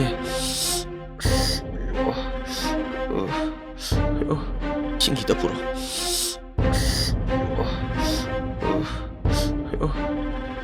ꯑꯩ ꯏꯁꯤꯡ ꯂꯧꯔꯨꯈꯤꯒꯦꯀꯣ ꯀꯃꯥꯏꯅ ꯇꯧꯔꯤꯅꯣ ꯃꯤ ꯑꯩꯗꯤ ꯁꯥꯏꯠ ꯆꯨꯝꯅ ꯊꯧꯖꯔꯛꯄꯅꯤ ꯀꯗꯣꯝꯗꯒꯤ ꯐꯥꯎꯖꯤꯜꯂꯛꯄ ꯒꯥꯔꯤꯅꯅꯣ ꯈꯪꯗꯦ ꯃꯥꯡꯗ ꯄꯣꯞ ꯍꯦꯛ ꯊꯣꯝꯖꯤꯜꯂꯦ ꯑꯁ ꯁꯥꯒꯟꯁꯤꯁꯨ ꯂꯩꯊꯦꯛꯈ꯭ꯔꯕꯅꯦ ꯑꯩ ꯄꯥꯏꯔꯛꯀꯦꯁꯦ ꯑꯗꯣ ꯗꯣꯛꯇꯔꯗ ꯂꯩꯇꯗꯅ ꯌꯨꯝꯗ ꯍꯜꯂꯛꯏꯁꯤꯕꯨ ꯀꯩꯒꯤꯅꯣ ꯗꯣꯛꯇꯔꯅꯗꯤ ꯆꯠꯂꯣ ꯌꯥꯔꯅꯤ ꯍꯥꯏꯔꯛꯄ ꯑꯗꯨꯅꯅꯤꯅꯦ ꯒꯥꯔꯤꯗꯤ ꯀꯥꯏ ꯊꯅꯝꯃꯒꯦ ꯋꯥꯛꯁꯣꯞꯇ ꯂꯩꯍꯧꯔꯦ ꯀꯣꯛꯇꯩꯗꯤ ꯏ ꯀꯌꯥꯝ ꯊꯣꯛꯈ꯭ꯔꯒꯦ ꯑꯁ 이리 ꯌꯥꯝ ꯊꯣꯛꯈ꯭ꯔꯕꯖꯥꯠꯅꯤꯗ ꯍꯦ 와보 ꯉꯥꯡꯕ ꯂꯣꯏꯗ꯭ꯔꯤꯉꯩꯁꯤꯗ ꯍꯦꯛꯇ ꯍꯥꯟꯅ ꯏꯟꯖꯜꯂꯛꯏꯃꯦ ꯑꯁ ꯌꯥꯝ ꯈꯧꯔꯥꯡꯉꯝꯃꯗ꯭ꯔꯅ ꯇꯧꯕꯅꯤꯗ ꯁꯦ ꯅꯣꯏꯁꯤꯗꯤ ꯊꯧꯒꯟ ꯐꯖꯃꯟꯗꯅ ꯇꯨꯝꯕ ꯌꯥꯗ꯭ꯔꯦꯗꯣ ꯍꯦꯛ ꯇꯧꯏꯅꯤꯀꯣ ꯉꯁꯤꯗꯤ ꯏꯆꯦꯒ ꯏꯕꯥꯏꯅꯤ ꯍꯣꯞ ꯂꯣꯏ ꯀꯥꯏꯔꯦ ꯀꯩꯗꯧꯔꯒꯦ ꯍꯥꯏꯁꯦ ꯇꯥꯃꯣ ꯍꯜꯂꯛꯑꯒ ꯁꯤꯅꯦꯃꯥ ꯌꯦꯡꯉꯨꯁꯦꯅ ꯍꯥꯏꯅꯔꯝꯕ ꯅꯣꯏ ꯁꯤꯅꯦꯃꯥꯒ ꯌꯦꯡꯅꯤꯡꯕ꯭ꯔꯣ ꯍꯥꯏꯁꯦ ꯍꯧꯖꯤꯛꯄꯨꯗꯤ ꯀꯥꯏꯗ ꯌꯦꯡ ꯌꯥꯗꯣꯏꯅꯣ ꯆꯠꯂ ꯂꯣꯏꯔꯦ ꯀꯩꯅꯣꯅꯦ ꯀꯣꯛ ꯁꯣꯛꯏꯁꯤꯗꯤ ꯀꯃꯥꯏꯅ ꯇꯧꯗꯣꯏꯕ ꯀꯣꯛ ꯁꯣꯏꯁꯤꯔꯣ ꯁꯤꯕꯨꯗꯤ ꯐꯍꯜꯂ ꯂꯣꯏꯔꯦꯗ ꯀꯃꯥꯏꯅ ꯑꯦ ꯀꯩꯗꯧꯕꯁꯤꯗꯤ ꯃꯁꯤ ꯀꯌꯥꯗ ꯎꯁꯤꯠꯇ꯭ꯔꯤꯅꯣ ꯌꯦꯡꯉꯨꯅꯦꯍꯦ ꯅꯪꯅ ꯏꯕꯥꯅꯤꯁꯦ ꯁꯪ ꯋꯥꯍꯜꯂꯤꯁꯤ ꯀꯩꯒꯤꯅꯣ ꯍꯥ ꯍꯦꯔꯥ ꯅꯣꯏꯅꯤꯅ ꯑꯩꯕꯨ ꯀꯌꯥꯝ ꯅꯨꯡꯁꯤꯒꯦꯅ ꯇꯦꯁ ꯇꯧꯕꯅꯤꯗ ꯑꯗꯨꯗꯤ ꯍꯧꯖꯤꯛ ꯅꯨꯡꯁꯤꯔꯝꯃꯕ꯭ꯔꯣ ꯑꯁ ꯌꯥꯝ ꯅꯨꯡꯁꯤꯔꯝꯃꯦꯕꯣ ꯃꯔꯝ ꯆꯥꯔꯗꯤ नुपी अनी लोनबसी नुंगाइबजानी महौसागी खुद सेमनी सिंग